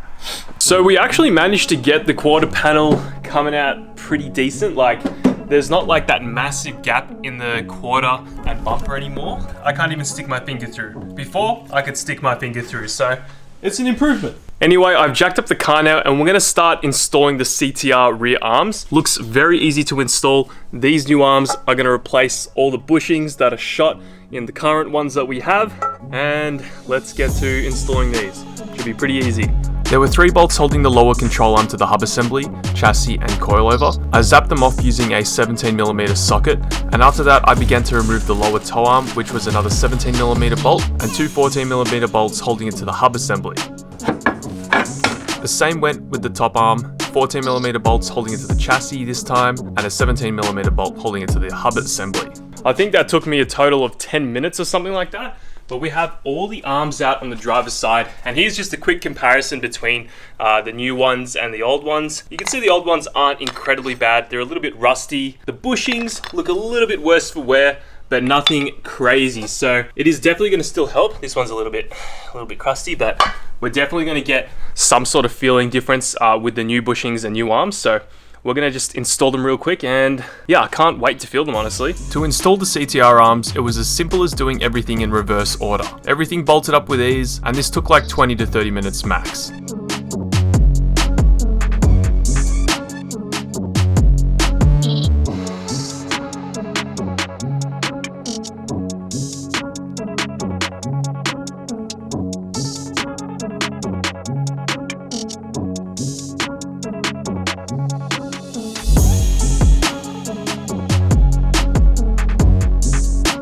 And just like that, we are done installing the CTR suspension. Have a sus, guys. Brand new arms, brand new bushings, both sides, front and back. How sick. So we can't really test how good this suspension is going to be until we get an alignment, but it's obviously just going to be better than what we currently have because they're basically OEM upgrades with better materials. So thank you again, CTR, for supporting the channel and supplying these parts. If you guys want to check CTR out for your car, make sure you head to the Amazon link down below. Anyway, we're going to start trying to figure out how we're going to repair this, because I kind of like this car. Like I said, I really like this car, and I want to, you know, do as best of a job that I can. So I'm going to put the car in the ground and assess what we can do with this thing, because we don't want to mess this up, as there is like a body line running through the quarter panel here, and you can see it's very, very wavy. So I need to follow this body line that goes through the fuel cap and all the way down to the tail light. So yeah, anyway, let's get the car on the ground, move all these cars out the way, and yeah. Just pulled the Turbo Lancer out of the garage, and I gave it a few revs, and I noticed another problem that it's having, a similar issue that I had last time. Well, sorry, the exact same issue that I had last time. It's got an exhaust leak coming from the manifold that we made. So, oh man, you see that little crack just in the middle there? Right there along the weld. We got another crack in the manifold, so turbo off again. God damn it. Anyway, got the car out here. Look at that. Now, the steering's all off and everything because we need an alignment. But I'm just going to take this thing for a ride around the block and see if we've got any more rubbing, because I sort of hammered that out a little bit more. Let's see. All right, we are taking the Lamborghini for a little bit of a rip now after doing the CTR suspension, just to make sure that there's no weird noises or clunks or anything. Yep, it's definitely a little bit more laggy with the exhaust leak, but pretty responsive. Like, Lachlan did a good job tuning this thing for sure. I haven't actually properly driven this thing in like, I don't know, like 3 or 4 weeks, so yeah, this is my genuine first impressions. Here we go, first gear send in the Lamborghini. All the boost. Oh yeah, Lancer's back, baby. Little backfire on D-cell. Oh yeah, I'm noticing a lot of exhaust leak.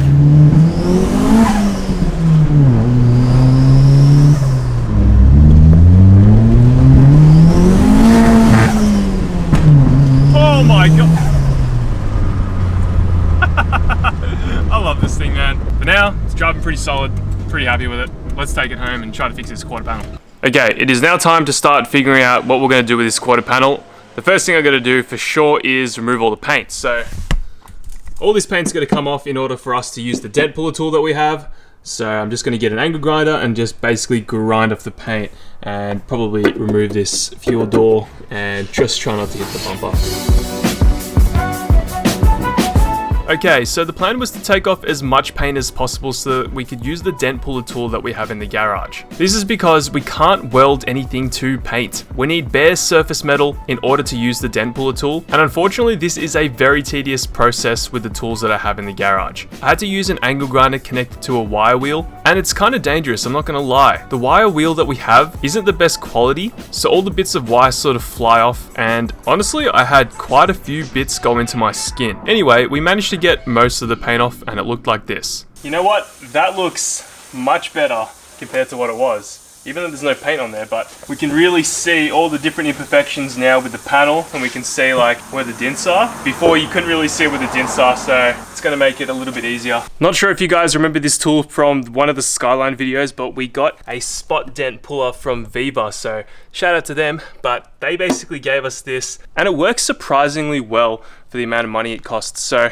here's the negative. We're gonna chuck this on. I'll basically take you through the process of using this, and I don't know what I'm doing, but I'm just gonna show you what I think that I should do. There is this whole ridge here that's been hit. So what we're gonna do is we're gonna use one of these to pull it out. So basically I'm gonna weld this on like that, and we should be able to pull it all out at once, in theory. But you basically, well, first of all, you wanna connect the ground. So you just sort of chuck this on like that. Sometimes it works, sometimes it doesn't. All right, we got the ground connected.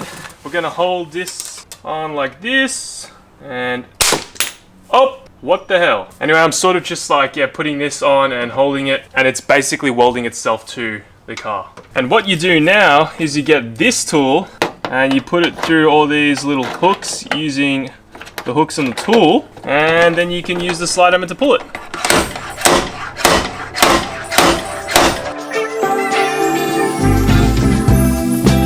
This is a very time-consuming process, but basically what you want to do is get the metal as level as possible so that you can apply bog and smooth it over. Unfortunately, I'm not a professional when it comes to this, so I'm sort of just testing it as I go, and like it sort of is working. We're getting the metal pretty flat, but again, I don't know what the hell I'm doing.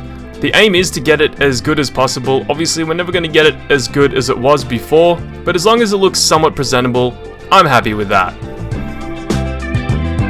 Thank you guys so much for watching today's video. If you watched all the way to the end, please comment down below RIP Lancer, because unfortunately we have sold that Lancer and it is now the current time. It is now February 2025. Unfortunately, we got into a bit of an accident, and that sort of led me into selling the car. We did build another car, so go watch those videos if you want to go watch those. But thank you guys so much for watching today's video, and I'll see you all in the next one.